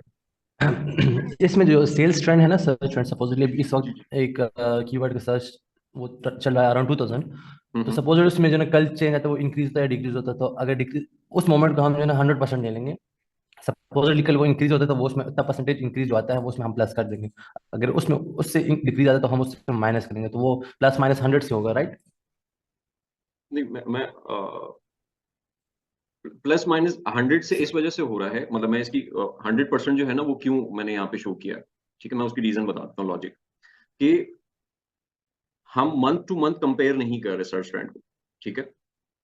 सर्च ट्रेंड को हम फर्स्ट मंथ से कंपैरिजन में कर रहे हैं। क्यों? क्योंकि हमने जितने भी नंबर ड्राइव किए हैं, नंबर ऑफ ऑर्डर्स के या नंबर ऑफ जो कीवर्ड रैंकिंग सर्च वॉल्यूम जो हैं, वो हमने ड्राइव किए हैं फर्स्ट मंथ में, जितनी भी हमारी एक्सपेक्टेशंस हैं। अब फर्स्ट मंथ के मुकाबले में सेकंड मंथ में सर्च वॉल्यूम जो है वो क्या होंगे? ठीक है? अगर वो यहाँ पे अगर 18% आ रहा है, तो ये फर्स्ट मंथ के मुकाबले में, यानी इन कंपैरिजन फर्स्ट मंथ के कंपैरिजन में 18% जो है वो सर्च वॉल्यूम इंक्रीज कर गया। अच्छा, अगर थर्ड मंथ में मुझे वो 118% यहाँ पे नजर आ रहा है, इट डजंट मीन कि ये सेकंड मंथ के मुकाबले में 18% मजीद इंक्रीज कर गया, नहीं। ये फर्स्ट मंथ के ही कंपैरिजन में 18% जो है वो इंक्रीज कर गया। दैट मीन्स कि सेकंड एंड थर्ड मंथ में जो सर्च ट्रेंड है वो सिमिलर है, यानी दोनों में similar order number of order जो हैं या सिमिलर सर्च वॉल्यूम जो है वो नजर आ रहा है, ठीक है। इसी तरीके से फोर्थ मंथ भी फर्स्ट से कंपेयर हो रहा है, फिफ्थ मंथ भी, सिक्स मंथ भी। क्यों अब यहाँ पर हम पिछले मंथ से क्यों कंपेयर नहीं कर रहे और फर्स्ट मंथ से क्यों कर रहे हैं? क्योंकि हमारी सारी कैलकुलेशन जो है वो फर्स्ट मंथ के डाटा के ऊपर हुई है। मतलब हमने सर्च वॉल्यूम फर्स्ट मंथ के लिए हुए हैं और नंबर ऑफ ऑर्डर्स भी फर्स्ट मंथ के लिए हुए हैं, तो हमें एग्जैक्ट जो है वो सेकंड मंथ के ऑर्डर जो है वो नहीं पता होंगे, तो हम सारी डिपेंडेंसी जो है वो फर्स्ट मंथ के ऊपर रखेंगे, ठीक है। अच्छा, यहाँ पर हम बात कर लेते हैं कि हमने सर्च ट्रेंड जो है वो ड्राइव कहाँ से किया। ये पीपीसी ऑर्डर जो हमारा कन्वर्जन रेट है, ये based on the score card हमने ड्राइव किया था, ठीक है। और ये वेरी करता रहेगा कि हमारे स्कोर में इंप्रूवमेंट आती जाए, ठीक है। अगर मैं लेट्स से यहाँ पर 60 कर दूं तो मेरा कन्वर्जन रेट जो है वो इंक्रीज कर रहा है, ठीक है। इसी तरीके से मैं इसको 55 कर दूं तो मेरा कन्वर्जन रेट जो है वो कम से इंक्रीज कर रहा है, सही। तो जो कन्वर्जन रेट है वो डिपेंडेंट है स्कोर का, कि मुझे अगर स्कोर आगे जिस तरीके से इंप्रूव होता नजर आता है, मेरे कन्वर्जन रेट जो है वो उसी तरीके से इंप्रूव होते नजर आता है। और पीपीसी ऑर्डर रेशियो है जो है वो भी हम परसेंटेज से बता रहे होंगे। अच्छा, सर्च ट्रेंड हमने कैसे कैलकुलेट किया है या कैसे कर सकते हैं यहाँ ऊपर पर? स्कोर कार्ड पे एक क्वेश्चन है, कर लूं? जी प्लीज। छोटा सा है। ऊपर अगर आप ले जाएं स्कोर कार्ड, आपने 56 या 60 जो भी रखा है, ये 100% के मुकाबले में है ना। लेट से 50 अगर हमारा स्कोर कार्ड है, इसका मतलब हम अभी हमारे पास 50% गुंजाइश है उसको बेहतरी तक लेकर जाए, यानी आइडियल तो 100 होगा, क्या ऐसा ही है ना? बिल्कुल बिल्कुल, बल्कि एक ठीक है। आई मीन इसमें एक बेसिस ये भी है कि ऐसा भी तो हो सकता है कि मेरी कन्वर्जन जो है वो कॉम्पिटिटर्स के मुकाबले में मजीद बेहतर हो जाए। तो यहाँ तो मैं यहाँ पर अगर आप लोगों को याद हो कि हमने जो इनिशियल परसेंटेज से एक कन्वर्जन रेट ड्राइव किया था, वो तो मार्केट एवरेज कन्वर्जन रेट था, ठीक है। मार्केट एवरेज सही। कन्वर्जन रेट के मुकाबले में हमने अपना पीपीसी स्कोर कैलकुलेट किया और उसकी बेसिस पे हमने ड्राइव किया कि हमें क्या कन्वर्जन अचीव हो सकती है, सही है। अब ठीक है। इस सिचुएशन में मतलब ऐसा भी पॉसिबल है, अगर आपके मतलब यहाँ पर मैं इसको 110% भी कर सकता हूँ, ठीक है, कि मुझे मार्केट से ज्यादा कन्वर्जन रिसीव होंगी। क्यों? क्योंकि मेरे पास वो डाटा बेस या डाटा पॉइंट्स मौजूद है और कन्विंसिंग डाटा पॉइंट्स मौजूद है। लेट्स से कि मैं फोरकास्टिंग जिस एरिया में कर रहा हूँ वो मेरी प्रोडक्ट ऑलरेडी लॉन्च है, ठीक है, और मेरे कन्वर्जन रेट जो है वो बेहतर हैं। तो एक तो तरीका ये है कि मैं यहाँ पर फोरकास्ट बनाते हुए एक्चुअल कन्वर्जन रेट ले लूँ, जो मेरे मुझे नजर आ रहे हैं लास्ट मंथ के या लास्ट 2-3 मंथ्स के ऑन एन एवरेज जो कन्वर्जन रेट नजर आ रहा है मैं वो ले लूँ, ठीक है। या सही। मैं अपनी कन्वर्जन को कंपेयर करूं कंपैटिटर से और उसकी बेसिस पे स्कोर का ड्राइव करूं, तो मेरा कन्वर्जन रेट जो है वो कंपटीशन से या मार्केट एवरेज से बेहतर भी हो सकता है। तो इट्स अच्छा, नॉट ये जो मार्केट नेसेसरी। एवरेज, जी जी जी, समझ आ गई। मार्केट एवरेज से जब आप कह रहे हैं तो हमें अपॉर्चुनिटी एक्सप्लोरर में कॉम्पिटिटर 1, 2 और 3 यानी 3 उसके नजर आ रहे होते हैं, तो उन ब्रांड तीनों की हम एनालिटिक्स। एवरेज ले लेंगे? उन तीनों की एवरेज ली जाएगी या नहीं नहीं सेकंड नहीं और नहीं। थर्ड की? जो हमने कंपटीशन स्कोर यानी पीपीसी बजट में जो हमने कन्वर्जन रेट जो लिया था, वो लिया था सर्च कन्वर्जन रेट जो प्रोडक्ट अपॉर्चुनिटी एक्सप्लोरर से हमें मिला था। मैं आपको दोबारा दिखा देता हूँ जो यहाँ पर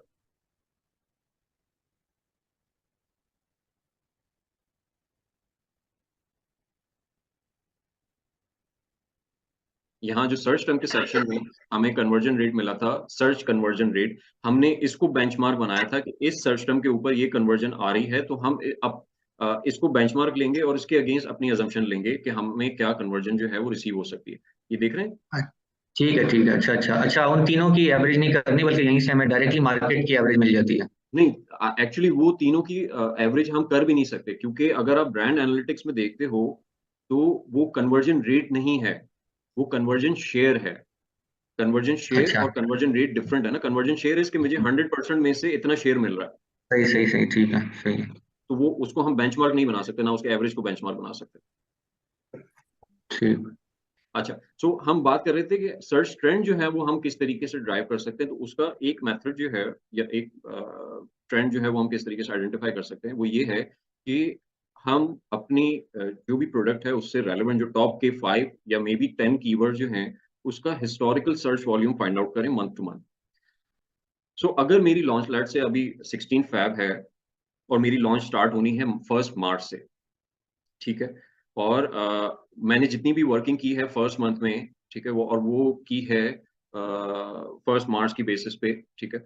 सो मैं ट्रेंड डेवलप करते हुए यहाँ पर जो फर्स्ट मंथ का सर्च वॉल्यूम लूंगा, वो लूंगा कि फर्स्ट मार्च 2022 को सर्च वॉल्यूम्स क्या थे, एग्जैक्टली 12 मंथ पीछे का, ठीक है। मैं ये सर्च वॉल्यूम हर कीवर्ड के अगेंस्ट मैं हीलियम को बेसिस बना सकता हूँ, क्योंकि वहां पर हमें मंथली बेसिस यानी मंथली बेसिस पे और वीकली बेसिस पे भी हमें सर्च वॉल्यूम नजर आ जाते हैं, और हमने ये भी चेकआउट किया है कि जो प्रोडक्ट अपॉर्चुनिटी एक्सप्लोरर में जो सर्चेस नजर आ रही हैं वो कंपैटिबल हैं विद हीलियम के सर्च वॉल्यूम से, तो इसके ऊपर हम किसी हद तक डिपेंडेंसी जो है वो रख सकते हैं। अब प्लास्टिक नाइफ का आपने मतलब यहाँ पर मुझे सर्च वॉल्यूम नजर आ रहा है ऑन 26 फरवरी 2022 को, ठीक है। अब मुझे चाहिए 1 मार्च का, तो मेरे पास जो दूसरा डाटा पॉइंट अवेलेबल है वो है 5 मार्च, ठीक है। तो जो नियरेस्ट होगा मैं उसको अपना डाटा पॉइंट या उसको 1 मार्च का कंसिडर कर लूंगा, जो 1 मार्च से नियरेस्ट मुझे मिल रहा है। तो मैंने प्लास्टिक नाइफ्स का 1 मार्च का, यानी मैं अपने लिए फर्स्ट मंथ का डाटा जो है वो 9926 जो है वो इनपुट कर दिया सर्च ट्रेंड। उसके बाद जो सेकंड मंथ है, अब मैं सेकंड मंथ में 1 अप्रैल या उससे नियरेस्ट का सर्च वॉल्यूम लूंगा, 1 अप्रैल 2022 का। फिर थर्ड मंथ में मई का, फोर्थ में जून का, फिफ्थ में जुलाई का, और देन अगस्त का, ठीक है। अब ये सर्च वॉल्यूम्स जो हैं मैंने यहाँ पे इनपुट किए पिछले साल के, और 5 या 10 कीवर्ड्स जितने आप आई मीन एटलीस्ट 5, ताकि ट्रेंड जो है वो पर्टिकुलरली हमें आइडेंटिफाई हो, ठीक है। 5 कीवर्ड्स का हमने सर्च वॉल्यूम जो है वो यहाँ पे पेश किए लास्ट ईयर के, और उसकी बेसिस पे हमने ट्रेंड डिफाइन किया कि ये अगर इसको मैं 100% कंसिडर करता हूँ, कि क्योंकि 100% इस वजह से क्योंकि मैं आज इस पॉइंट पे खड़ा हुआ हूँ। सो अगर मैंने यहाँ से 1 महीने आगे जाना है तो मेरे सर्च वॉल्यूम्स जो हैं वो किस पोजीशन पे होंगे। तो लास्ट ईयर में मुझे नज़र आता है कि इसी टाइम पीरियड पे जहाँ पर 17,000 का सर्च वॉल्यूम था 5 कीवर्ड्स का इन टोटल, वो नेक्स्ट मंथ यानी 1 महीने बाद जो है वो 20,000 का सर्च वॉल्यूम हो गया था, which is a increase of 18%, ठीक है। इसी तरीके से थर्ड मंथ में भी सर्च वॉल्यूम जो है वो 20,000 था, which is 18% more than the first month, ठीक है। जो मैंने इनिशियली बात की थी कि हम सारा कंपैरिजन जो है वो फर्स्ट मंथ से कर रहे हैं, कि फर्स्ट मंथ के मुकाबले में हमारे सर्च वॉल्यूम जो है वो कितने इंक्रीज कर रहे हैं। फोर्थ मंथ में 20%, फिर 27%, ठीक है। तो इस बेसिस पे हमें एक ट्रेंड नजर आ गया कि सर्च वॉल्यूम जो है वो किस तरीके से फ्लक्चुएट कर रहे हैं। ये सर्च वॉल्यूम जो है ये ट्रेंड जो है मुझे हेल्प आउट कर रहे हैं यहाँ पर ऑर्गेनिक सेल्स को ड्राइव करने में। हमने पीपीसी ऑर्डर में सर्च ट्रेंड को इंक्लूड नहीं किया है। हमने ऑर्गेनिक ऑर्डर्स में, क्योंकि डिमांड इंक्रीज होगी, तो मैं अज्यूम कर रहा हूँ कि मेरे ऑर्गेनिक ऑर्डर्स भी साथ साथ जो है वो इंक्रीज कर जाएंगे। अच्छा, वंस हमारे पास ऑर्गेनिक यानी नंबर ऑफ ऑर्डर्स की डाटा पॉइंट्स आ गई, तो मेरे पास एक यहाँ पर आपको साइट पे चार्ट नजर आ रहा है, ठीक है। यहाँ पर मैंने अपनी लैंडिंग कॉस्ट और एफबीए फीसेस से रिलेटेड जो है वो इन्फॉर्मेशन इनपुट की हुई है, ठीक है। अगर आप चाहें तो बॉक्स वेट, मतलब आपकी अभी सोर्सिंग नहीं हुई है, आप इस पोजीशन में हो कि आपसे प्रोजेक्ट जो है वो इवैल्यूएट कर रहे हैं और आपकी सोर्सिंग नहीं हुई है, आपको एग्जैक्ट फ्रेट रेट नहीं मालूम है, तो आप बॉक्स वेट और नंबर, एक बॉक्स में कितने नंबर ऑफ यूनिट है उस और एक्सपेक्टेड फ्रेट रेट की बेसिस पे भी अपनी शिपिंग कॉस्ट ड्राइव कर सकते हैं। लेकिन अगर आपके पास एक्चुअल शिपिंग कॉस्ट मौजूद है, तो वो आप कंप्लीट टोटल लैंडिंग कॉस्ट, जो एक्चुअल लैंडिंग कॉस्ट है, वो आप यहाँ पे इनपुट करके अपने फोकस जो है वो ड्राइव कर सकते हैं। एफबीए फीसेस हमने ले ली, रेफरल फीसेस हमने ले ली, हमारे पास एक ग्रॉस प्रॉफिट मार्जिन आ गया, ठीक है। अब रेवेन्यू जो है, अच्छा यहाँ पर मैंने प्राइस जो थी हमने क्योंकि 12.99 ली थी पीछे, तो हम इसको भी यही कर देते हैं और इसको लिंकअप कर देते हैं इसके साथ। अच्छा, इसमें ये फर्क हो सकता है कि लेट्स से कि अगर आप लॉन्च के टाइम पे एक लोअर प्राइस पे लॉन्च कर रहे हैं, लेट्स से कि आपकी जो मार्केट प्राइस है या टारगेटेड प्राइस है वो $15 है, लेकिन आप चाह रहे हो कि आप लॉन्च जो है वो $12 पे करें या $13 पे करें, और आप ये प्लान करके या ये इस स्ट्रेटजी के साथ जा रहे हैं कि आप सेकंड मंथ में अपनी प्राइस जो है वो इंक्रीज कर देंगे, तो वो उसकी रिफ्लेक्शन भी जो है वो आप फोरकास्ट में इनपुट कर सकते हैं कि आप फर्स्ट मंथ कम प्राइस को आई मीन इंक्लूड करें एंड देन उसको फोरकास्ट में इंक्रीज कर दें। अच्छा, यहाँ पर फिर हमारे पास इसकी base I mean total number of orders की बेसिस पे हमारे पास रेवेन्यू कैलकुलेट हो गया, कॉस्ट ऑफ गुड्स सोल्ड जो है वो हमारे पास टोटल लैंडिंग कॉस्ट की बेसिस पे हमारे पास नंबर ऑफ यूनिट्स की इन कंपैरिजन जो है वो कैलकुलेट हो गई है, एफबीए फीसेस कैलकुलेट हो गई हैं।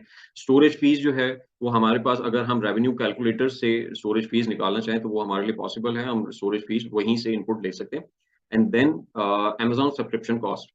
अच्छा, इसको जो है वो यहाँ मिसलेनियस एक्सपेंसेस में भी इनपुट किया जा सकता है, ताकि क्योंकि ऑब्वियसली फीसेस जो है नॉर्मली ग्रॉस प्रॉफिट का पार्ट नहीं होती हैं। ठीक है? तो मैं इसको यहाँ से रिमूव कर देता हूँ, इसको यहाँ पर इनपुट कर देता हूँ।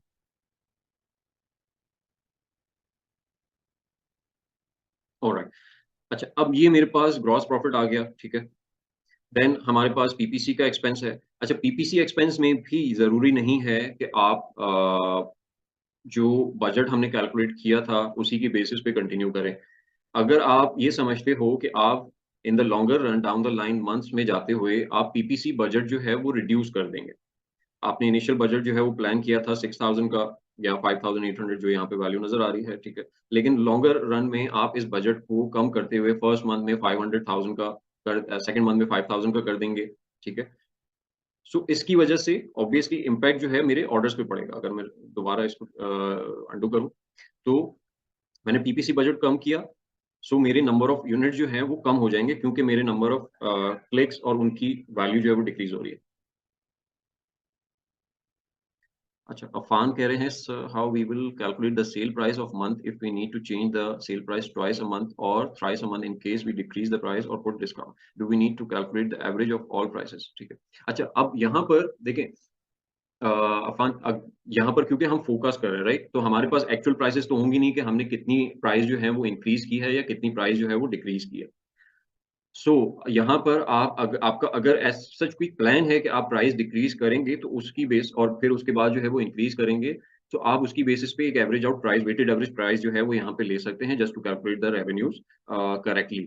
लेकिन अगर आप अनडिसाइडेड हैं कि आप कितनी प्राइस चेंज करेंगे फ्यूचर में, और आप ये प्राइस चेंज जो है वो सिचुएशनल बेस्ड होगा, मतलब सिचुएशन ऐसी बनती है, प्राइस इंक्रीज़ की तो आप कर देंगे, अदरवाइज़ नहीं करेंगे। तो वहाँ पर फिर आप एक जो प्राइस लेके चल रहे हैं, आपने जिस प्राइस से स्टार्ट किया, लॉन्च प्राइस है या जो भी प्राइस है, ठीक है? उसी प्राइस को आप कंटिन्यू करें, तो वो आई थिंक ज़्यादा बेहतर होगा, क्योंकि आपको खुद भी नहीं आइडिया उस फ़ोकस बनाते हुए कि आप प्राइस जो है वो कितनी चेंज करेंगे और कब-कब चेंज करेंगे। अगर प्लान मौजूद है, तो उसकी बेसिस पे आप वेटेड एवरेज प्राइस जो है वो ले सकते हैं।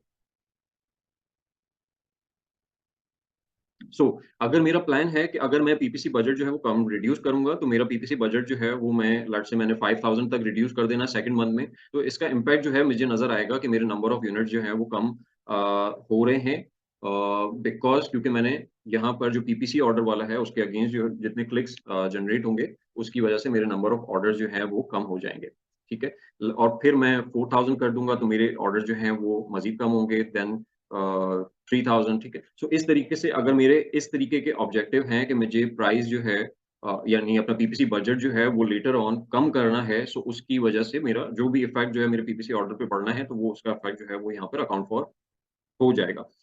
अ, लास्ट यहाँ पे हमें एक मतलब यहाँ पर एक जो सेक्शन नज़र आ रहा है जो कि कंसिडरेबल है, वो है एक्सपेक्टेड रिटर्न्स का।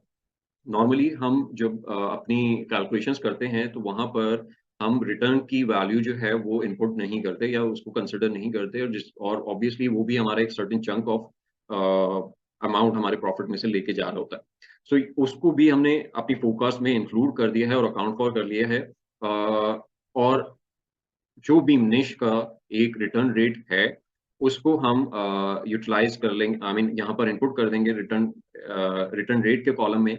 उसकी बेसिस पे जो रिटर्न की वैल्यू बनती है, वो कैलकुलेट हो जाएगी बेस्ड ऑन सेल्स वेलोसिटी। अच्छा, रिटर्न की वैल्यू कैसे कैलकुलेट हो रही है? अगर हम यहाँ पे बजट आई मीन इसका फ़ॉर्मूला देखें, या बल्कि मैं इसको सिंपली फॉर्म में इस तरह समझा देता हूँ। कि हमारी जो रिटर्न वैल्यू है, एक रिटर्न की वैल्यू, उसमें सबसे पहले हमारी FBA fee per unit,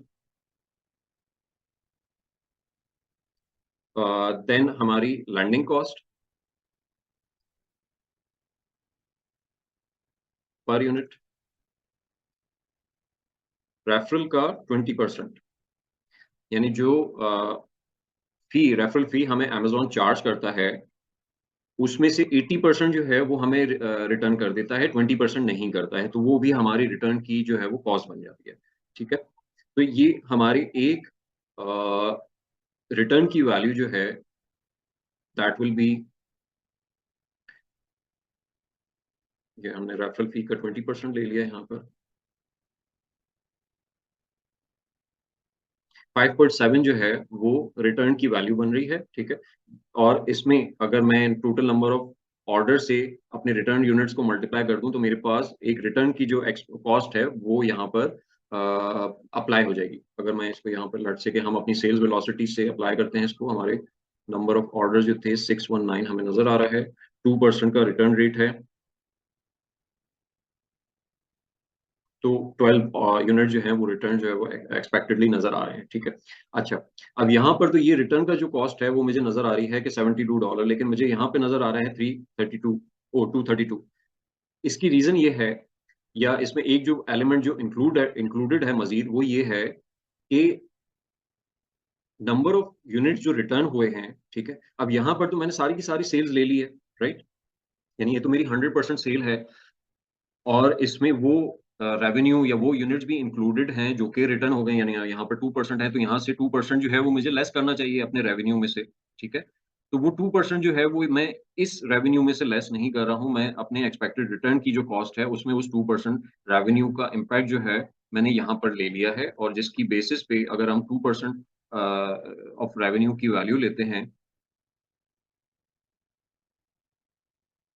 that is 160 and 70 जो है, ये 72 जो है, दैट इज 232 जो हमारी रिटर्न की वैल्यू बन रही है। तो ये हमने दोनों को, यानी अपने एक पर यूनिट जो रिटर्न की जो कॉस्ट पड़ रही है वो, और साथ साथ जो रेवेन्यू मेरा लेस हो रहा है जो कि अमेजोन मुझसे वापस ले लेगा, मैंने उसको भी यहाँ पे लेस कर दिया। अच्छा, इसकी बेसिस पे अगर हमारे पास कोई टैक्सेस की इंफॉर्मेशन अवेलेबल है कि हमारे टैक्स रेट जो है वो क्या अप्लाई हो रहे हैं, तो वो भी हम यहाँ पे इनपुट कर देंगे।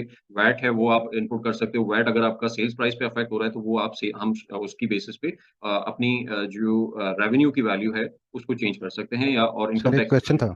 जी जी नवीन। अच्छा सर, एक तो ये जो रिटर्न रेट 2% आपने लिया है, ये ओवरऑल निश का लिया है और ये कहाँ से एक्सट्रैक्ट किया है? एक चीज़ तो ये। दूसरा हम्म, मैं पूछना था कि रिटर्न्स के अंदर असल में दो तरह की रिटर्न्स आती है ना, एक तो सेलेबल भी होती है ना, तो जी, उसको एवेल्युएट ऐसे करने का कोई है ऐसे इस तरह ऐसे से? जी। अच्छा, एक तो ये कि रिटर्न रेट जो है वो कैसे लिया जा सकता है, ठीक है। अच्छा, रिटर्न रेट जो है ना वो हमारे पास सेलर सेंट्रल में या किसी I don't know, I mean मेरी नॉलेज में नहीं है कि कोई टूल जो है वो किसी निश का जो है वो रिटर्न रेट जो है वो बता रहा हो, ठीक है।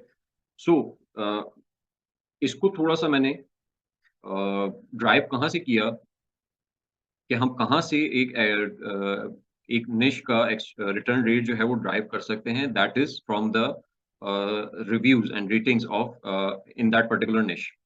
ये थोड़ा सा मेरे पास रिजल्ट्स आ जाए तो मैं आपको एक केस स्टडी इसके ऊपर एक फॉर द रेफरेंस पॉइंट दिखा देता हूँ। अच्छा, इस निश में क्योंकि मैं इस निश में हूँ तो मुझे इस निश का आइडिया है, और इसके अलावा और मतलब मैंने 2-3 निश को चेकआउट किया है, और एक पैटर्न जो मुझे नजर आया कि जहां से रिटर्न की वैल्यू जो है वो आइडेंटिफाई की जा सकती है, वो है हमारी रेटिंग्स का कॉलम। रेटिंग्स में अगर आप फर्स्ट 1 स्टार और 2 स्टार को सम अप करें तो that is the nearest value जो कि किसी भी निश में रिटर्न की वैल्यू जो है वो रिफ्लेक्ट करती है। यहाँ पर इसके 1 और 2 स्टार रिव्यूज की तादाद जो है वो 9% है। इसको चेक कर लेते हैं,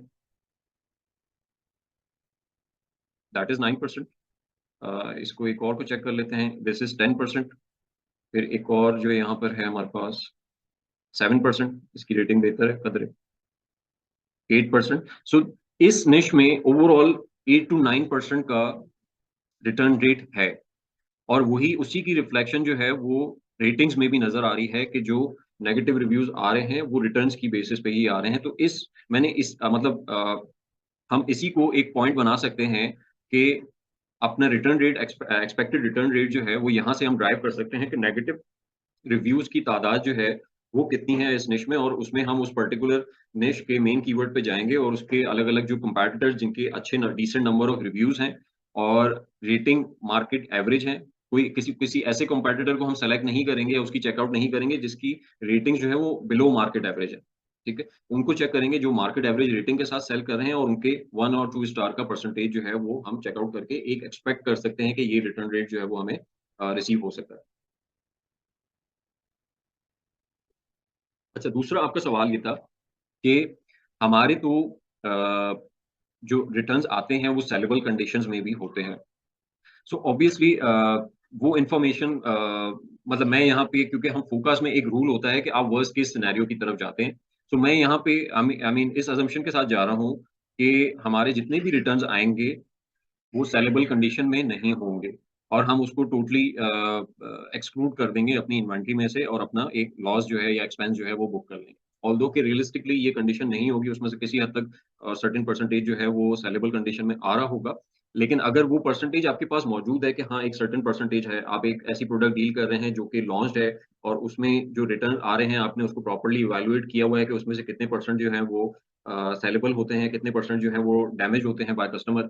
सो अगर आपके पास वो परसेंटेजेस हैं और तो उसको आप क्राइटेरिया बना सकते हैं कि आप यहाँ पर उसको सिंपली लेट्स से कि जो भी परसेंटेज है, आप इस पूरे फॉर्मूले को उस परसेंटेज से मल्टीप्लाई कर देंगे, तो आपका जो एक्सपेंस है वो ऑब्वियसली कम हो जाएगा। ठीक है? तो वो अगर आपके पास है तो वो आप अप्लाई कर सकते हो। अदरवाइज़ जो हमारा रूल है कि हम वर्स्ट केस सिनेरियो की तरफ जाएँ, तो हम उसी की बेसिस पे अपनी फोrecast जो है वो बना सकें।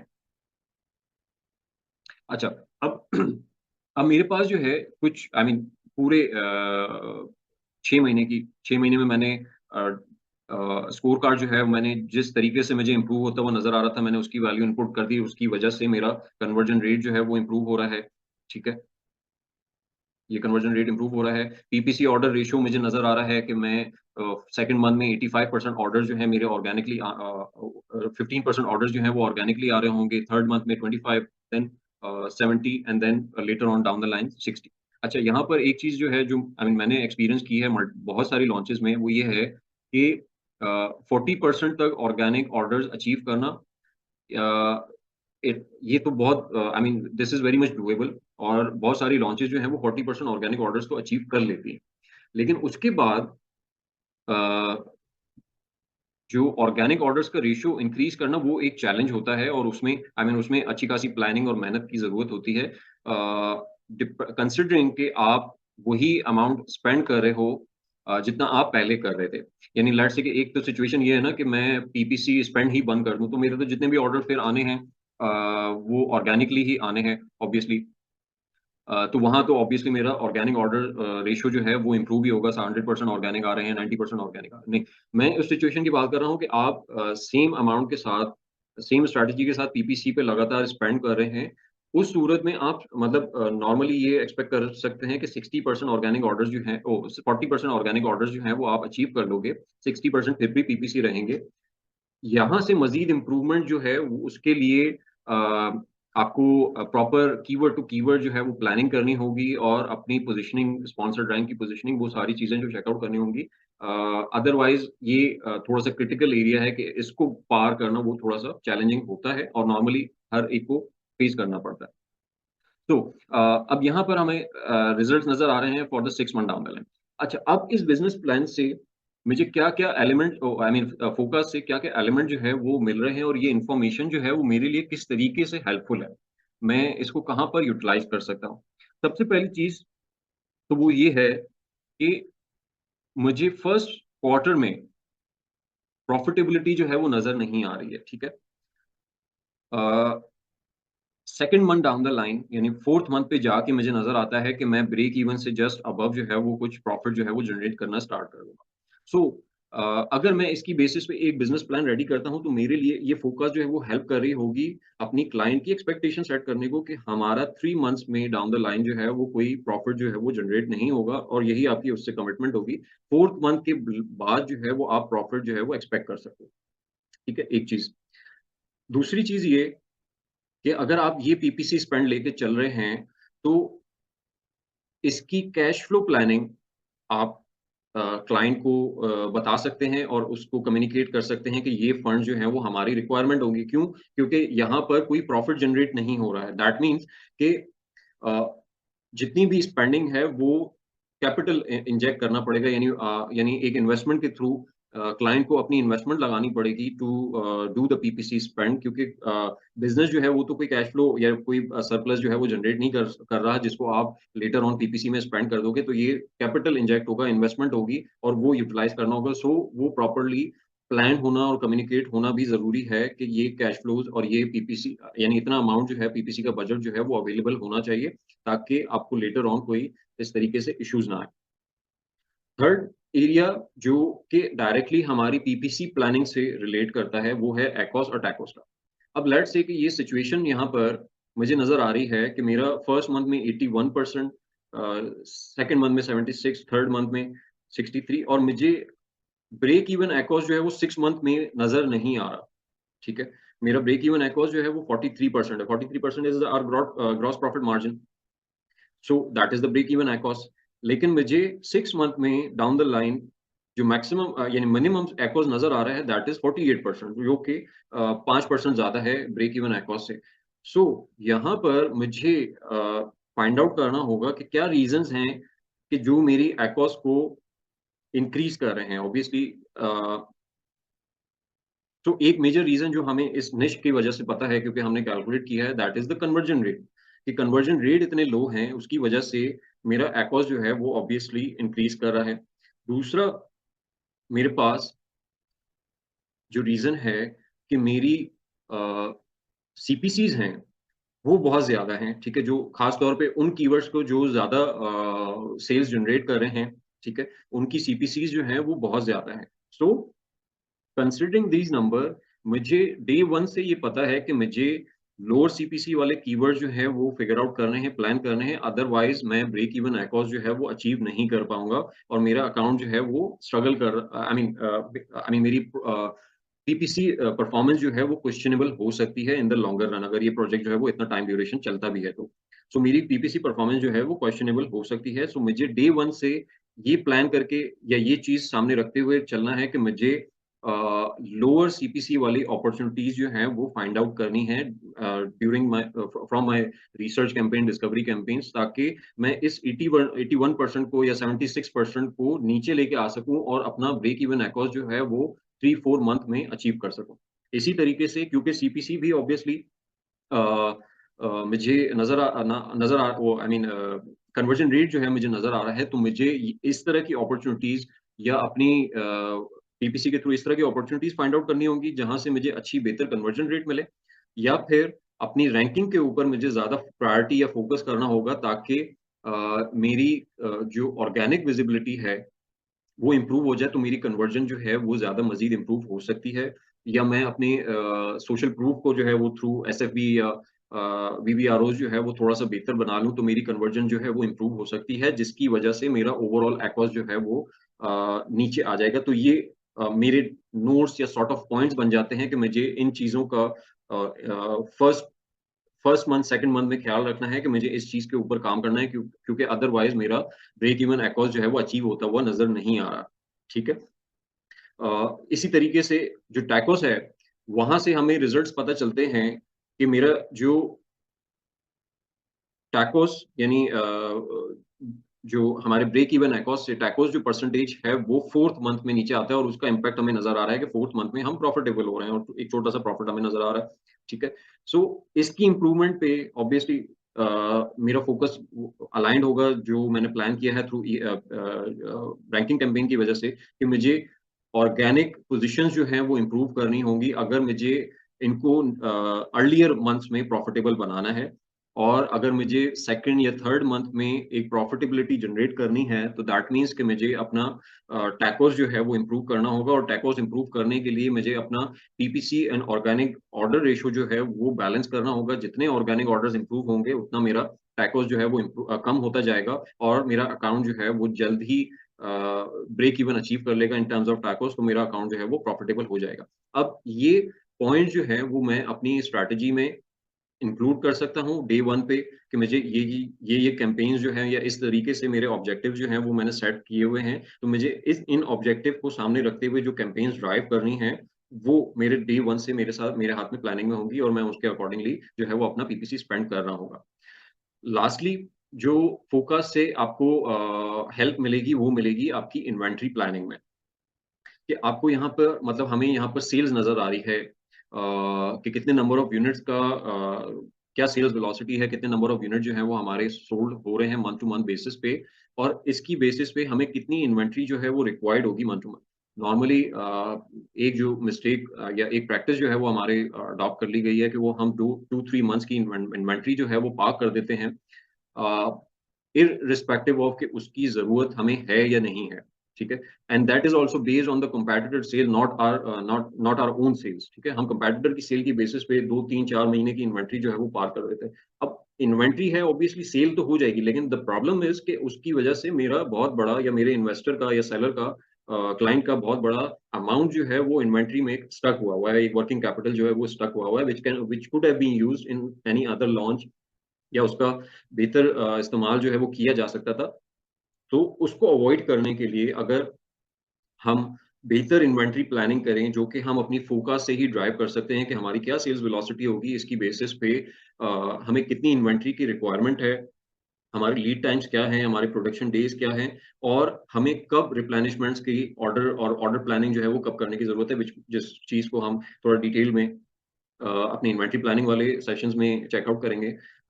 लेकिन ये इन्फॉर्मेशन जो है वो आपको सेल फोकस से ही मिल रही है, और इसकी बेसिस पे आप अपनी इन्वेंट्री प्लानिंग भी कर सकते हो। मुझे एक केस स्टडी याद है जहां पर सिर्फ इन्वेंट्री प्लानिंग की बेसिस पे प्रोडक्ट में जो है वो 5 to 6% का मार्जिन जो है वो वहां पे निकल आया था, क्योंकि ऑर्डर टू ऑर्डर जो है आपको पता, मतलब मुझे पता था कि कब ऑर्डर जो है वो प्लान कर रहे हैं। सो उसमें जहां पर रूम निकल सकता था एक लोअर शिपिंग की तरफ जाने का, उसको हमने यूटिलाइज किया, और उसकी बेसिस पे हमारे पास एडिशनल 5 to 6% का जो मार्जिन है वो हमें अपने पर यूनिट जो कॉस्ट है उसमें निकल आया, जिसकी वजह से ऑब्वियसली हमें हमारी प्रॉफिटेबिलिटी के ऊपर एक पॉजिटिव इम्पैक्ट पड़ता है। So the inventory planning is also a crucial part for the business management of. So इसकी बेसिस पे हमें पूरा अपना बिजनेस प्लान जो है वो ऑब्वियसली हम बना सकते हैं, और उसका एक टेम्पलेट भी मैं आपको रिव्यू करा दूंगा, और उसके क्या क्या फीचर जो है वो हो सकते हैं। यहाँ तक किसी का कोई सवाल, किसी का कोई कंसर्न? अनपल भाई, मुझे इसमें दो एक मेन कंसर्न नजर आ रहे हैं। एक तो ये है कि एक इसमें जो ना ये सिंगल वेरिएशन प्रोडक्ट है सपोज, ठीक है। जबकि मोस्टली जो ना ऐसे क्या कहते हैं मार्केट्स हो सकते हैं जहाँ पे आप 2 to 3 वेरिएशन वाले प्रोडक्ट्स मिलते हैं, उसमें फिर थोड़ा सा कैलकुलेट करना थोड़ा सा मुश्किल हो जाता है। एंड दूसरी एक बात जिस तरह आपने कहा कि हम ये जो है ना स्पॉन्सर प्रोडक्ट्स कैंपेन्स की ही बात करें, इसमें हम स्पॉन्सर डिस्प्ले इस तरह की जो है कैंपेन्स इसमें हमने ऐड नहीं की, जिसका एक्सपेंस जो है ना थोड़ा सा ज्यादा होता है, स्पेंड ज्यादा होता है। तो हम उसको फिर किस तरह टैकल करेंगे फोरकास्टिंग में? नहीं नहीं, जो एक तो जो आपके दूसरे सवाल का जवाब मैं दे दूंगा कि जो हमने पीपीसी बजट एलोकेशन में जो बात की है, तो उसमें जो हम ये एलोकेशन कर रहे हैं ना कि हमने 70% रैंकिंग पे ऊपर अप्लाई करना है, और बाकी जो रिमेनिंग परसेंटेज है वो हम अपनी दूसरी कैंपेन्स के ऊपर अप्लाई करेंगे। तो ये बजट जो है वो तमाम पे मैंने कंसिडर किया है। मैंने यही मेंशन किया था कि हम स्पॉन्सर्ड ब्रांड की भी कैंपेन सेटअप कर रहे होंगे, स्पॉन्सर्ड डिस्प्ले की भी कर रहे होंगे, और स्पॉन्सर्ड प्रोडक्ट में भी जो भी रिसर्च कैंपेन हम बना सकते हैं हम उसकी यूटिलाइजेशन कर रहे होंगे। तो ये ओवरऑल है, इसमें हमने किसी कैंपेन टाइप को एक्सक्लूड नहीं किया है। एक तो ये चीज। अच्छा, दूसरी चीज ये कि फोरकास्टिंग से रिलेटेड, मतलब जो आपने वेरिएशन की बात की, सो वेरिएशन में ये है, मैं आपको एक मुझे मैं आपको शेयर कर देता हूँ कि मैंने एक रिपोर्ट जो है वो एक इसी तरह फोकस जो है वो एक अकाउंट पे बनाई हुई है, जहाँ पर मल्टीपल वेरिएशन जो है वो इन्वॉल्व है।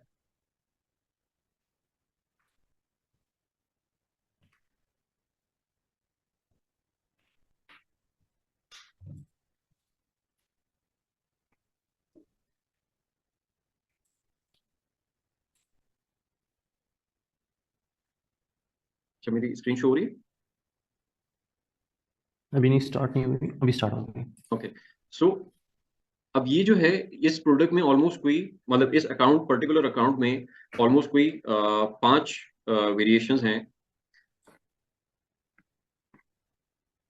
सो यहाँ पर हमने किया क्या है कि जो हमारी मेन फोकस है उसमें हमने इन्वेंट आई मीन सबका उसको कंसोलिडेट कर दिया है, तमाम यूनिट्स, तमाम वेरिएशंस की सेल्स से, और उसकी बेसिस पे उसका रेवेन्यू, मतलब एक हमने समरी शीट बना ली, मैंने एक समरी शीट बना ली, और यहाँ पर सिर्फ उन वैल्यूज का, उन सेल्स का टोटल ले लिया जो कि इंडिविजुअल वेरिएशन की शीट्स में कंप्यूट हो रहे हैं। इंडिविजुअल वेरिएशन के लिए मतलब मेरी अगर लेट से 5 वेरिएशंस हैं, तो मैंने जो ये फोरकास्ट वाली शीट है इसके 5 इसको 5 टाइम जो है वो रेप्लिकेट कर दिया, और हर इंडिविजुअल वेरिएशन को अगर आपको लगता है कि उसको इंडिविजुअली ट्रीट करना चाहिए, उसका एक डिफरेंट सर्च वॉल्यूम है, उसकी डिसेंट सेल्स हैं, तो उसको यहाँ पर आप हर एक को डिफरेंट फोरकास्ट शीट के थ्रू जो है वो केटर कर सकते हो, उस हर वेरिएशन की अलग शीट बना सकते हैं, एंड देन एक समरी शीट आ जाएगी जिसमें सबका टोटल आ जाएगा। यानी यहाँ पर आप सम ले लेंगे कि नंबर ऑफ यूनिट्स का, जहां जहां पर जिस जिस शीट हर वेरिएशन की शीट में जो नंबर ऑफ यूनिट का सेल है फर्स्ट मंथ का, आप उसके तमाम सेल की वैल्यू जो है वो यहाँ पे सम कर देंगे, और इसी तरीके से बाकी जितने भी कॉलम्स हैं सेल्स हैं वहां पर वो वैल्यू, तो आपकी एक कंसोलिडेटेड शीट भी बन जाएगी, एंड देन आपके पास वेरिएशन बेस्ड शीट भी बन जाएगी। तो आपके पास ये भी पॉइंट ऑफ डिस्कशन जो है वो अवेलेबल होंगे कि आपने वेरिएशन वाइज क्या स्ट्रेटेजी अडॉप्ट करनी है, और ओवरऑल अकाउंट की प्रॉफिटेबिलिटी क्या है, और उसके बेसिस पे आपको क्या एक्शंस या प्लान करने की जरूरत है, वो भी आपके पास वो डाटा पॉइंट जो है वो अवेलेबल होंगे। जी ठीक है।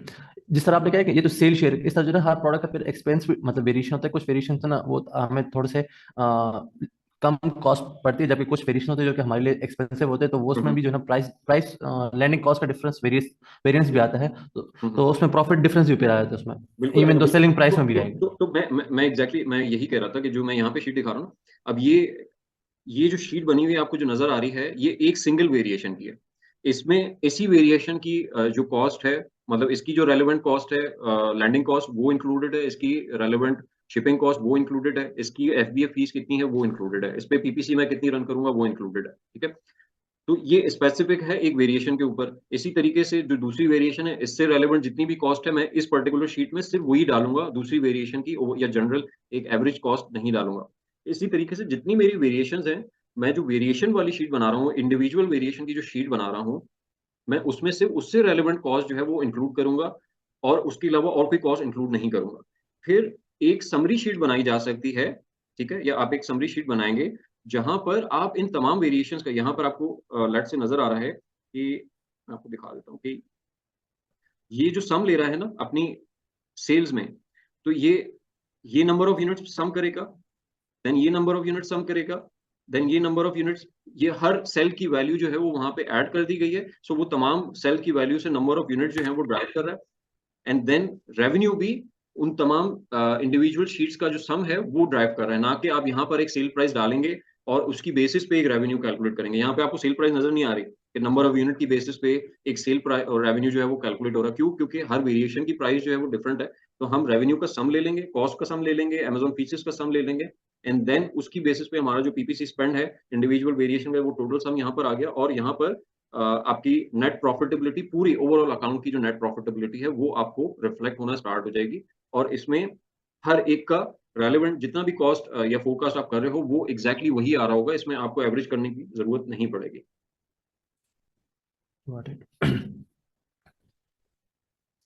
अच्छा, इसके बाद जो है ना वो sort of I mean business plan को मैं बस ब्रीफली डिस्कस कर लेता हूँ, क्योंकि ऑब्वियसली ये सॉर्ट ऑफ पीपीसी मैनेजमेंट या बिजनेस मैनेजमेंट की नीड नहीं है, लेकिन जो लोग फ्रीलांसिंग में हैं उनको मे बी हेल्प आउट कर सके एक बिजनेस प्लान क्राफ्ट करने में। सो इसको हम थोड़ा सा ब्रीफली कवर अप कर लेते हैं कि एक बिजनेस प्लान जो है वो किस तरीके से क्राफ्ट किया जा सकता है, और उसमें क्या क्या एलिमेंट जो है वो इंक्लूडेड होने चाहिए, ठीक है।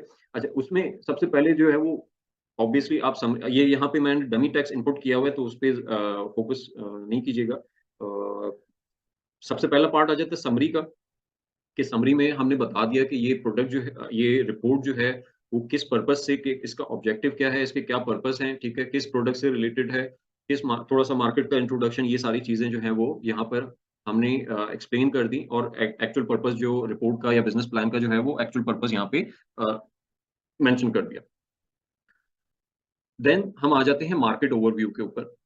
मार्केट ओवरव्यू में हमारे पास क्या क्या एलिमेंट जो है वो इन्वॉल्व हैं, कि मार्केट में अगर हमारे पास यहाँ पर जो डिमांड है वो, ठीक है, उसको हम टारगेट कर सकते हैं या रिफ्लेक्ट कर सकते हैं कि हमारे जो ओवरऑल अमेजोन के ऊपर इस प्रोडक्ट से रिलेटेड डिमांड है वो क्या है, सर्च ट्रेंड्स हैं वो क्या है, यानी trend very I mean month two month जो है वो या सीजनल बेसिस पे क्या उसके ट्रेंड्स रहते हैं, डिमांड जो है वो ग्रोथ में है या नहीं है, या डिक्लाइन कर रही है, उसका क्या ट्रेंड है, ठीक है। ओवरऑल इसके यूएसए में या जो भी मार्केट प्लेस आप टारगेट कर रहे हो उसके पोटेंशियल क्या है, मतलब वहां पे कितनी बड़ी इंडस्ट्री है। और ये फिगर जो है ना बड़ा सिंपल है, आप अगर चाहे तो गूगल से ले सकते हैं, just to convince a client कि आपने थॉरो रिसर्च की हुई है। आप उसमें अमेजोन स्पेसिफिक भी फिगर जो है वो ले सकते हैं, उसमें आपको प्रोडक्ट अपॉर्चुनिटी एक्सप्लोरर जो है वो बहुत ज्यादा हेल्प आउट करेगा यहाँ पर, कि जहाँ पर आप पर्टिकुलर निश की डिमांड जो है वो पूरे पूरे साल की डिमांड जो है वो यहाँ पर आपको नजर आ रही है, ग्रोथ रेट नजर आ रहे हैं ईयर टू ईयर, आपको नजर, आप ये चीजें मेंशन कर सकते हैं कि इसकी ग्रोथ जो है वो year two year very I mean increase कर रही है, ठीक है। और कितनी परचेजेस हो रही हैं, अगर आप यहाँ पे इस टोटल सर्च वॉल्यूम का सम ले लें, ठीक है, और इंडिविजुअल सर्च वॉल्यूम की बेसिस पे कन्वर्जन निकाल के आप उसका सम ले लें, तो हमारे पास मार्केट साइज आ जाता है, राइट, ठीक है। और उस मार्केट साइज को हम अपनी रिपोर्ट में रिफ्लेक्ट कर सकते हैं कि पूरे साल में इतनी नंबर ऑफ सेल्स जो हैं वो इस पर्टिकुलर निश में होती हैं, इतनी नंबर ऑफ कन्वर्जन जो हैं वो होती हैं, जिसमें से अगर हम एक सर्टेन परसेंटेज जो है वो अचीव कर लें या मार्केट शेयर कैप्चर कर लें, सो हमारे पास ये नंबर या पोटेंशियल रेवेन्यू जो है वो हम टारगेट कर सकते हैं। तो इसके अराउंड जो है वो हम मार्केट ओवरव्यू को एक्सप्लेन कर सकते हैं। उसमें मैंने I mean just to highlight the search trend, मैंने हीलियम का ही एक स्क्रीनशॉट ले लिया है, ठीक है, और उसमें मैंने सर्च का ट्रेंड जो है वो दिखा दिया है। यहाँ पर ग्राफिक जो है वो आप खुद भी बना सकते हो, मतलब आप यहाँ पर जो एक्सेल बेस्ड जो ग्राफ्स हैं उसको यूटिलाइज कर सकते हैं, या फिर कहीं और से जो ट्रेंड्स हैं उनको यूटिलाइज कर सकते हैं। So it's totally up to you. मैं जस्ट एक आइडिया दे रहा हूँ कि हम किस तरीके से एक बिजनेस प्लान जो है वो डेवलप कर सकते हैं। कंपटीशन को डिस्कस किया जा सकता है कि मेन प्लेयर्स कौन कौन से हैं निश में, उनके क्या मार्केट शेयर हैं, उन्होंने कितनी मार्केट शेयर कैप्चर की हुई है, उनके रेवेन्यूज क्या हैं, ठीक है, उनकी उनकी यूएसपीज क्या है, ठीक है, और कहाँ कहाँ पर उनकी प्लेसमेंट्स हैं, कितनी ऑर्डर आई मीन कितनी कवरेज वगैरह की हुई है, किस किस कीवर्ड्स के ऊपर उन्होंने कवरेज की हुई है, उन एरियाज को हम यहाँ पर कवर अप कर सकते हैं कंपटीशन लेवल के ऊपर। और इसको टैकल करने के लिए हमारी क्या स्ट्रैटेजी होगी और हम किस तरीके से कॉम्पिटिटर्स को टारगेट कर रहे हैं, उसकी स्ट्रैटेजी जो है वो आप कंपटीशन में और बिजनेस प्लान में इंक्लूड कर सकते हो। थर्ड जो है वो फाइनेंशियल आउटले है। अच्छा, फाइनेंशियल आउटले में मैंने एग्जैक्टली जो हमने सेल फोरकास्टिंग बिल्ड की है, मैंने इसको रेप्लिकेट कर दिया है, और ये सारी वैल्यूज जो हैं वो लिंक्ड अप है वहां से, उसी सेल फोरकास्ट है। मतलब हम इसको अगर आप इस टेम्पलेट, मतलब मैं जो आपसे टेम्पलेट शेयर करूंगा उसमें ये वैल्यूज जो है वो सेल फोरकास्ट की शीट से कनेक्टेड होंगी, तो आपको यहाँ पे मैनुअली जो है वो इनपुट करने की जरूरत नहीं होगी डाटा को। और ये जैसे ही आप किसी भी प्रोडक्ट पे काम करोगे, इसका डाटा जो है वो फाइनेंशियल आउटले जो है वो ऑटोमेटिकली चेंज हो जाएगा। फाइनेंशियल आउटले में वाली फील्ड में एरियाज में आप फाइनेंशियल रिजल्ट्स के ऊपर बात कर सकते हो कि आपकी इन्वेस्टमेंट कितनी रिक्वायर्ड है, कब कब आप क्या मार्केटिंग बजट जो है वो आपको कितना स्पेंड करना पड़ेगा, इन्वेंट्री पे के ऊपर कितना स्पेंड करना पड़ेगा, और आरओआईज वगैरह के ऊपर आप बात कर सकते हो कि आरओआई कब अचीव किया जा सकता है, ठीक है, ग्रॉस मार्जिन कितना है, नेट मार्जिन कितना है, इन एरियाज के ऊपर फाइनेंशियल रिजल्ट्स के ऊपर आप बात कर सकते हो, एंड उसको किस तरीके से इम्प्रूव किया जा सकता है उस पर बात की जा सकती है। देन मैंने यहाँ पर अच्छा, यहाँ पर ये कनेक्टेड है ग्राफ जो इस पर्टिकुलर फील्ड से, अगर मैं इसको इनपुट कर दूं लेट से, तो हमारे पास वो ग्राफ जो है वो फिल इन हो जाएगा।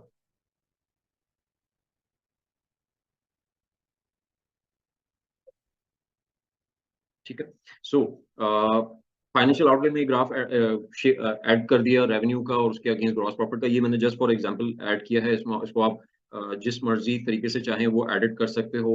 आप यहाँ पे पीपीसी वर्सेस रेवेन्यू दिखाना चाह रहे हैं, आप यहाँ पे profit net profit versus revenue दिखाना चाह रहे हैं, या आप अपनी जो एडमिनिस्ट्रेटिव कॉस्ट है उसके अगेंस्ट आपके क्या रेवेन्यूज हैं उसका कंपैरिजन दिखाना चाह रहे हैं, तो इट्स अप टू यू कि आप यहाँ पर क्या ग्राफ यूज करते हैं, क्या ग्राफ आई मीन आप ग्राफ यूज करते भी हो नहीं करते, it's totally up to you, ठीक है। लेकिन ग्राफिकल रिप्रेजेंटेशन जो है वो अच्छी आई मीन एक वाइब देती है क्लाइंटेल्स को, और बेहतर अंडरस्टैंडिंग जो है वो उससे डेवलप होती है, बजाय इसके कि अगर हम एक न्यूमेरिकल और एक टेक्सचुअल डाटा अगर उनको प्रोवाइड करते हैं, तो वो बहुत से क्लाइंट्स को जिनकी टेक्निकल एक्सपर्टीज नहीं होती हैं उनको एब्जॉर्ब करना वो इन्फॉर्मेशन थोड़ा सा मुश्किल होता है। सो उसकी ज्यादा से ज्यादा अगर हम ग्राफिकल रिप्रेजेंटेशन की तरफ जाएं कि उस फाइनेंशियल इन्फॉर्मेशन को या उस पीपीसी की इन्फॉर्मेशन को हम एक ग्राफिकल फॉर्म में कन्वर्ट कर दें और फिर शो करें, तो उनको उनके लिए एब्जॉर्ब करना जो है वो ईजी हो जाता है। तो यहाँ पर हमने उसकी ही एक ग्राफिकल रिप्रेजेंटेशन जो है वो शो कर दी है कि रेवेन्यू जो है वो हमें मंथ टू मंथ इंक्रीज करता हुआ नजर आ रहा है, इसी तरीके से ग्रॉस प्रॉफिट भी जो है वो हमें मंथ टू मंथ इंक्रीज करता हुआ नजर आ रहा है। सो एक ट्रेंड जो है वो एस्टेब्लिश हो रहा है, और इसको आप अपनी रिपोर्ट में टेक्सचुअल फॉर्म में भी हाईलाइट कर सकते हो। एडवर्टाइजमेंट प्लान क्या है, कितना स्पेंड करेंगे, किन एरियाज पे करेंगे, उस पे बात की जा सकती है। स्ट्रैटेजी क्या होगी, और कितना बजट जो है वो एलोकेट करने की ज़रूरत है, और कितने नंबर ऑफ ऑर्डर जो हैं वो आप टारगेट यानी एक्सपेक्ट कर सकते हो। सो वो उन एरियाज को जो है वो यहाँ पर डिस्कस किया जा सकता है एडवर्टाइजमेंट प्लान में। चैलेंजेस अगर कोई हैं वो ऑब्वियसली क्लियरली आप यहाँ पर डिस्कस कर सकते हो।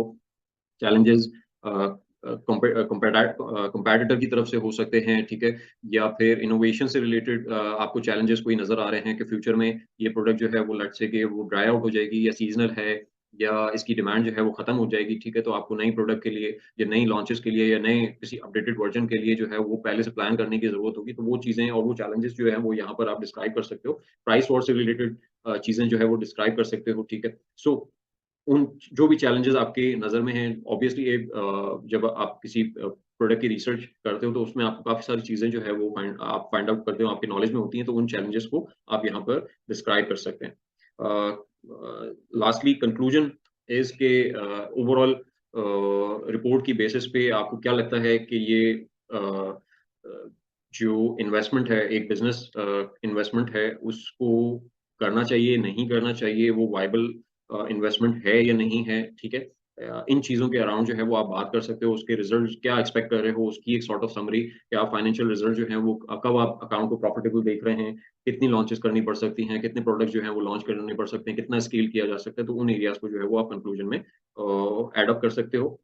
और इसका लेआउट जो है वो आप जिस मर्जी तरीके से चाहें वो इसको चेंज कर सकते हैं, इसको और इसको रीडिज़ाइन कर सकते हैं। This is just a template कि जो आपको अंडरस्टैंडिंग में जो है वो हेल्प आउट करे। और क्योंकि नॉर्मली हमारे पास इन्वेस्टमेंट का बिज़नेस प्लान नहीं होता, हम नॉर्मली लॉन्च प्लान की तरफ ज़्यादा फोकस करते हैं, और ये सॉर्ट ऑफ एक वीकनेस नज़र आती है नॉर्मली ज़्यादातर में। हो सकता है आप में से बहुत सारे लोग जो है वो बिज़नेस प्लान के ऊपर काम कर रहे हों, बट एक नॉर्म जनरल प्रैक्टिस जो है वो ये नहीं है, लोग फाइनेंशियल्स के ऊपर काम नहीं करते। तो that will give you an edge कि अगर आप इस तरीके से अपने आप को प्रेज़ेंट करते हैं और प्लान्ड वे में प्रेज़ेंट करते हैं, तो वो क्लाइंट्स वगैरह के लिए भी ज़्यादा इफेक्टिव होगा, उनकी कन्वर्जन से रिलेटेड और दूसरी चीज़ों से रिलेटेड।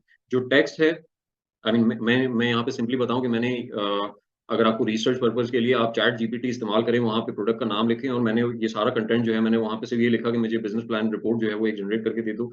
और मैंने प्रोडक्ट का नाम बता दिया, अमेज़न मार्केट प्लेस मेंशन कर दिया, कंट्री मेंशन कर दी। उसने पूरी रिपोर्ट जो है वो जनरेट करके दे दी। और वहाँ से वो रिपोर्ट जो है उसके एलिमेंट जो है ऑब्वियसली आप एग्ज़ैक्टली कॉपी नहीं करें, लेकिन उसमें बहुत सारी यूज़फुल इन्फॉर्मेशन आपको मिलेगी जो कि आप अपनी रिपोर्ट्स में ऐड ऑन कर सकते हो और उसको यूटिलाइज़ कर सकते हो, ठीक है।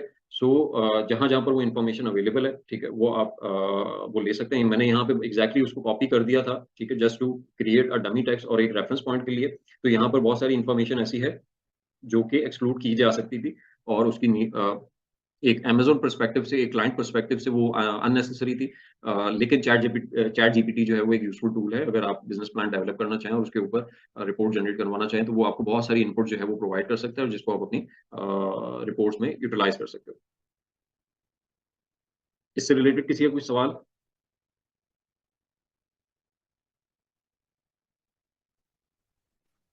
अच्छा सर, मेरा एक क्वेश्चन था पीपीसी बजटिंग से रिलेटेड। जी, जी, जी, जी। जरा वो टैब खोले, मैं आपसे वो एक जी, क्वेश्चन था। श्योर। किस बजट की बात कर रहे हैं? या बजट, पीपीसी बजटिंग। ठीक है।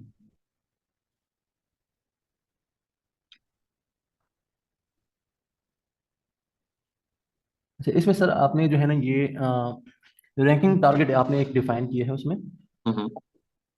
ये तो इनिशियली स्टार्ट में है ना कि मतलब आप कोई प्रोडक्ट स्टार्ट कर रहे हैं, आपने रैंकिंग हुँ, हुँ। टारगेट जो है एक डिफाइन कर लिया हुँ, अपने लिए। वो हमने जो है ना एक ब्रांड एनालिटिक्स से निकाले, सही, ठीक है। उसमें कुछ वैल्यूज बहुत हाई होती हैं, जैसा हमारा उसमें है, मतलब एक जो है ना सेलर और 40 to 50% जो है ना वो सेल शेयर लेकर जा रहा है, कन्वर्जन शेयर वो लेकर जा रहा है। हुँ, तो हुँ। हमारा जो है ना, सपोज हमने प्रोडक्ट लॉन्च किया है, तो हमारा पे जो है ना टारगेट क्या होगा, सपोजली हम जो है ना ऑलरेडी एक मार्केट शेयर हमने पकड़ा हुआ है 10 to 15% ऑलरेडी, ठीक है। हमने जो है ना, हम चाहते हैं हम बीट करें टॉप कंपटीटर को, तो हमारा जो है ना टारगेट रैंकिंग का वो क्या होगा फिर?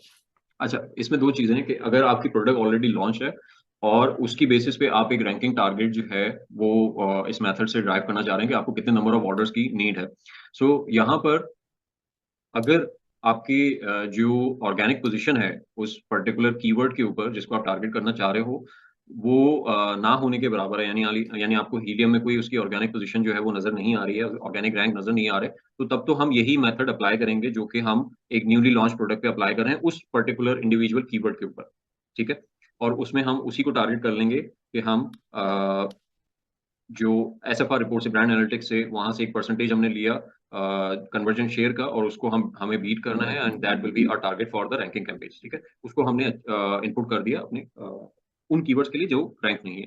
अच्छा, जो रैंक्ड है, पार्शियली रैंक्ड है, और उसको उन रैंक्स को हमें पुश करने की जरूरत है, ठीक है। सो वहां पर हम 40 to 50% जो टारगेट है, यानी अगर मुझे एक कीवर्ड रैंकिंग की बेसिस पे मुझे ये बता रहा है कि यहाँ पर मेरे 6 ऑर्डर्स जो हैं वो रिक्वायर्ड हैं डेली बेसिस के ऊपर, ठीक है। और मेरा इस पर्टिकुलर कीवर्ड के ऊपर प्रोडक्ट जो है वो सेकंड पेज पे है या थर्ड पेज पे है, ठीक है, और मुझे उसको पुश करना है, सो मैं यहाँ पर 40 to 50% ऑर्डर से स्टार्ट कर सकता हूँ just to push the rank. क्यों? क्योंकि कुछ विजिबिलिटी होने की वजह से मेरे में भी शायद कुछ ऑर्गेनिक ऑर्डर जो हैं वो ऑलरेडी उस पर्टिकुलर कीवर्ड से आ रहे हों, ठीक है। सो मुझे कंप्लीटली इस अजम्पशन में नहीं जाना होगा कि मुझे सारे के सारे ऑर्डर्स जो हैं वो पीपीसी से ही ड्राइव करने होंगे। कुछ ऑर्डर जो हैं वो ऑर्गेनिकली ड्राइव हो रहे होंगे क्योंकि उसकी ऑर्गेनिकली रैंक है। तो मैं यहाँ पर टारगेट जो है वो 50% सेट कर सकता हूँ कि जो भी मैंने परसेंटेज ड्राइव किया, परसेंटेज तो सही है कि मुझे उन रैंक करने के लिए उन टॉप 3 को बीट करना पड़ेगा। टॉप 3 को बीट किया, बीट करने के लिए मैंने एक परसेंटेज लिया, उसके बेसिस पे एक ऑर्डर नंबर निकाला, लेकिन ऑलरेडी क्योंकि मैं सेकंड पेज पे मौजूद हूँ, तो मैं 100% ऑर्डर्स को टारगेट नहीं करूंगा, मैं 40 या 50% ऑर्डर्स को टारगेट करूंगा और उसकी बेसिस पे अपना बजट सेट करूंगा। ओके।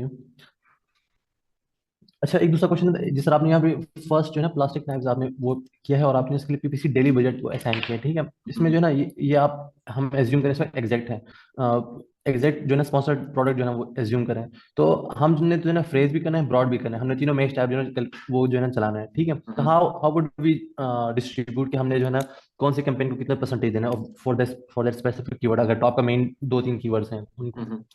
देखिए, अगर अगर आप रैंकिंग कैंपेन के का बजट जो है इनके ब्रॉड और फ्रेज के ऊपर एलोकेट करना चाहते हैं, तो उसमें फिर आपको ये मेक श्योर करना हो कि बेशक आप अगर वहां पे स्पेंड करते हो, ठीक है, लेकिन उस पर्टिकुलर कीवर्ड के ऊपर उतने नंबर ऑफ ऑर्डर जो हैं वो जनरेट होने चाहिए, ठीक है। यहाँ पर मेरा कंसर्न जो है वो पीपीसी बजट नहीं है, कि मुझे इतना स्पेंड करना है इस पर्टिकुलर कीवर्ड के ऊपर। मेरा ऑब्जेक्टिव जो है वो इतने नंबर ऑफ ऑर्डर्स ड्राइव करना है उस पर्टिकुलर कीवर्ड के ऊपर, ठीक है।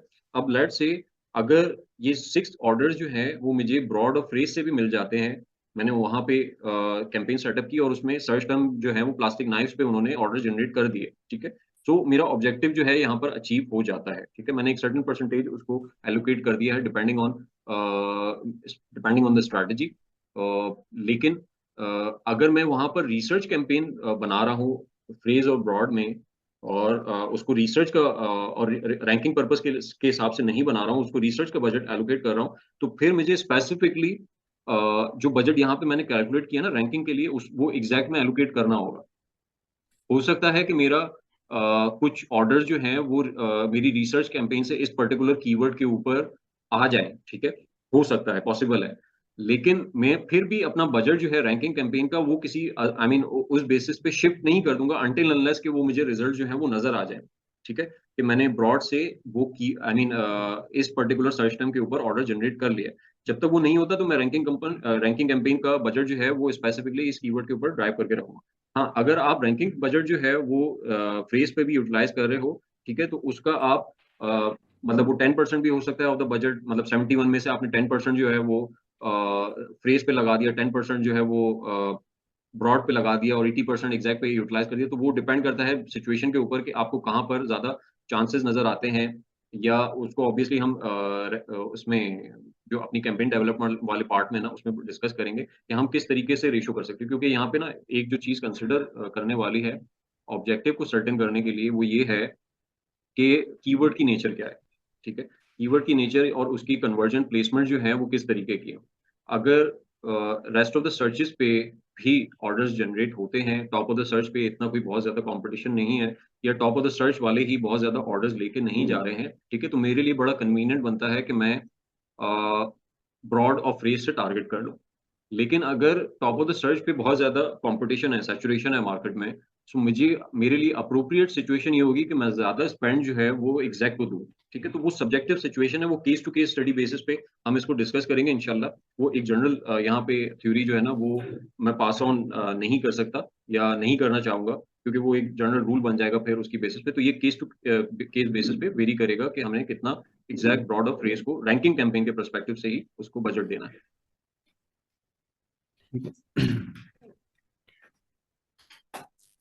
ठीक है, आज आई मीन इस क्लास को वाइंड अप करते हैं। अगर पॉसिबल हो तो और वो हमारे लिए कन्वीनियंट हो जाएगा कि अगर हम कुछ केस स्टडीज जो हैं वो कल सेल फोरकास्ट की देख सकें, उसके बाद फिर रैंकिंग की तरफ जो है वो फिर हम मूव ऑन कर जाएंगे। ठीक है गाइस, इंशाल्लाह सर। ठीक है इंशाल्लाह। ओके जी, थैंक यू।